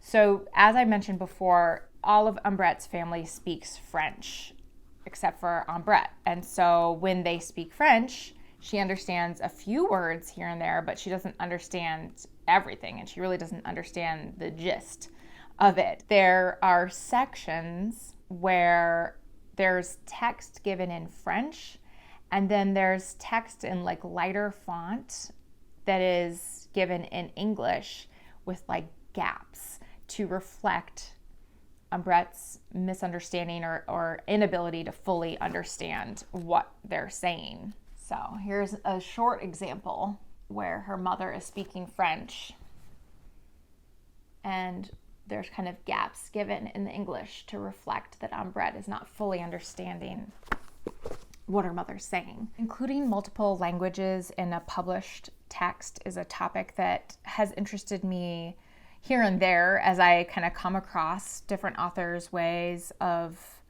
handling it. I've heard interviews with authors who write in English but might include a word or words throughout the novel that are maybe, say, in Spanish. And I think traditionally, a lot of times, a publisher will want to italicize those words in Spanish. And I've seen a lot of interviews with authors who kind of insist that those words not be italicized because I think it creates more distance for the reader than is intended. It kind of like, I guess I'll use the word like others, that like Spanish word, if it's Spanish, it can be any language, when they should be just part of the text like any other word. And so that's one example that I've seen of topics in this area of like multiple languages included in one book. And please correct me if I'm wrong, I don't remember for sure, but I think it was Magic Mountain, and I'm sure plenty of other books that was written in German, but then there are passages, like full conversations between two characters in particular, who I believe speak French, and it's written in the original, it was written in French. What do you do as the English translation, where you want to translate everything into English so that English readers who probably don't speak either German or French understand what's going on? How do you indicate within the text that this was actually not in German, this was in French? Do you italicize it? Do you do a footnote? Stuff like that is really interesting to me. And I would love to hear if you have examples of other books that grapple in some way with like some sort of unique translation puzzle. I love that. I love thinking of translation as both an art and a science, and that it presents these puzzles to the translator and to the publisher. And if you have any examples, let me know in the comments. And this is my example for you. Next up is book number 44, second to last on my list of 45 nominees for the prize. This is Seeing You Home, Stories by Catherine Hunter, published by Signature Editions. These are short stories. They're described as interconnected short stories, and they indeed all follow one couple, Richard and Claire, and all of the stories deal in some way with Richard's battle with cancer, his eventual death, and Claire's grieving process as a result. But each story tackles a different period in their relationship. They're not in chronological order. So you start out, Richard is in the hospital and his phone seems to have been stolen. It's a story about his phone, which has been stolen, and Claire desperately is trying to track it down using its signal, like the Find My Phone app, using the signal to like run around the city to look for his phone. But then you go backwards and you see Claire's first marriage, and then that leading up to when they kind of re-met, because she had known Richard previously, kind of re-meet each other and fall in love. And so you see that.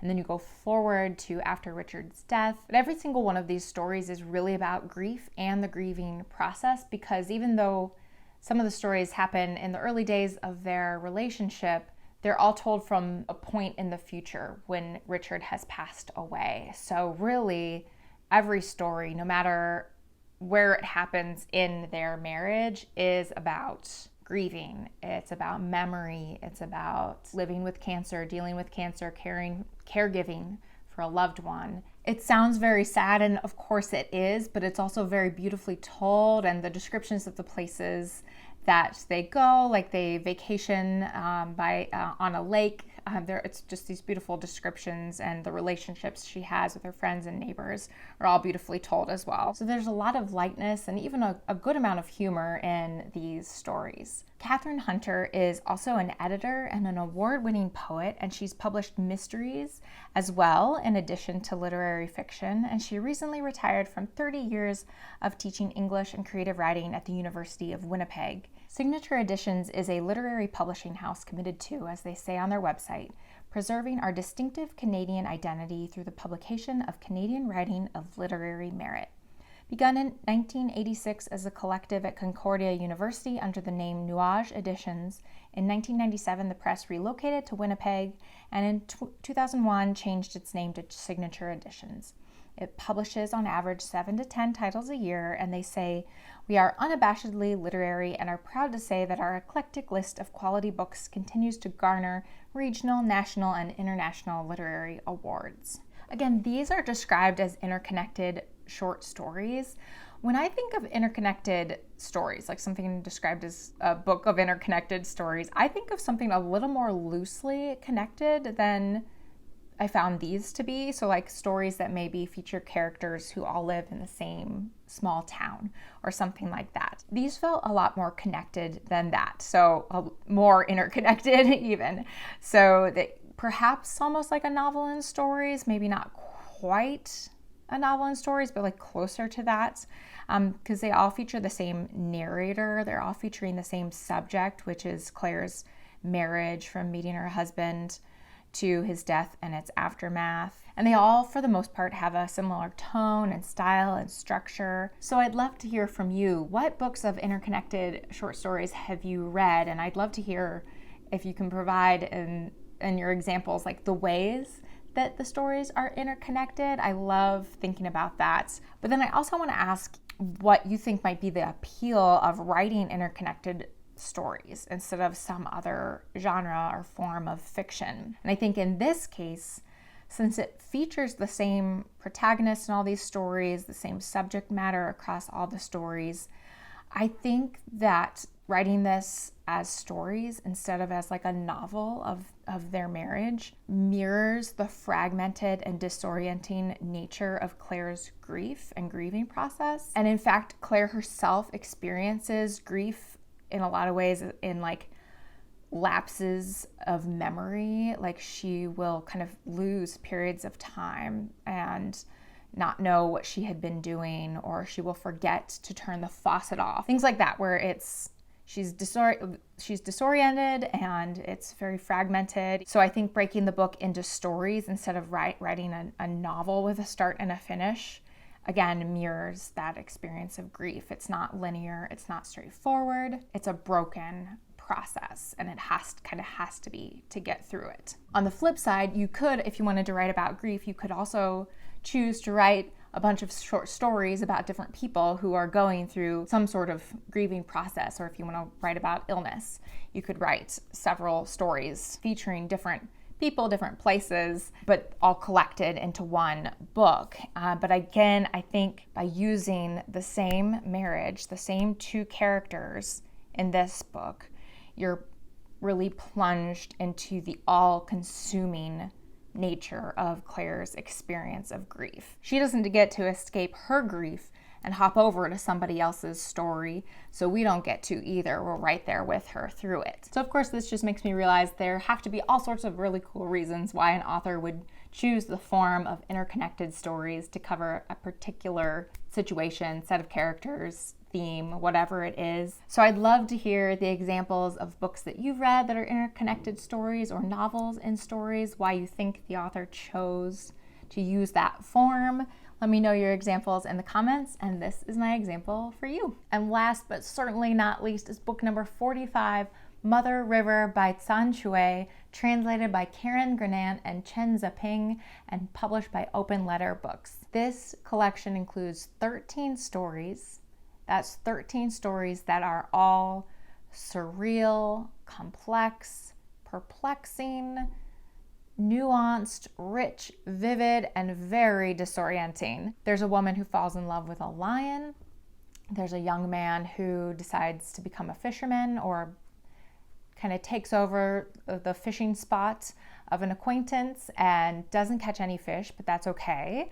Still, he is a successful fisherman. There's a story about a village where stones are growing everywhere. There's a story about a city that is filled with smog. There are stories that are set on the edges of marshes. There's 3 stories set in the same kind of tropical city, mostly featuring characters who have moved to this city and are trying to figure out its mysterious, insect-filled, ladies of the night filled ways. There's a lot of young people who are learning things from elders, a lot of like what feel like coming of age stories. But there's a lot in here that's very befuddling. The only word I can think of is that it's a befuddling experience. So there are characters who will be walking along and suddenly find themselves somewhere else. Like it could just be like 3 blocks down the road, but they're suddenly not where they expected to be. And then there are also moments where a character is walking along and suddenly next to them is their neighbor walking with them, who kind of appears out of nowhere. And everyone is okay with this. There's not too much surprise that seems to happen when these kind of events happen. Whereas if this happened to me, I would assume I was having a stroke and I would go to the hospital. These characters, it kind of just work. It's like dream logic. These things happen, things appear, things disappear, and they kind of just go with the flow. The Kirkus Review calls this warmly delivered, and I would have to agree. This, despite the befuddlement, there is a warmth and a tenderness that is just kind of underlying all of these stories. Even though it's a strange world, there's a warmth to it. In the midst of what also feels very grand and abstract, there's still this level of warmth. And San Shui is actually the pseudonym for a Chinese writer who was born in 1953 and is described as a perennial favorite to win the Nobel Prize.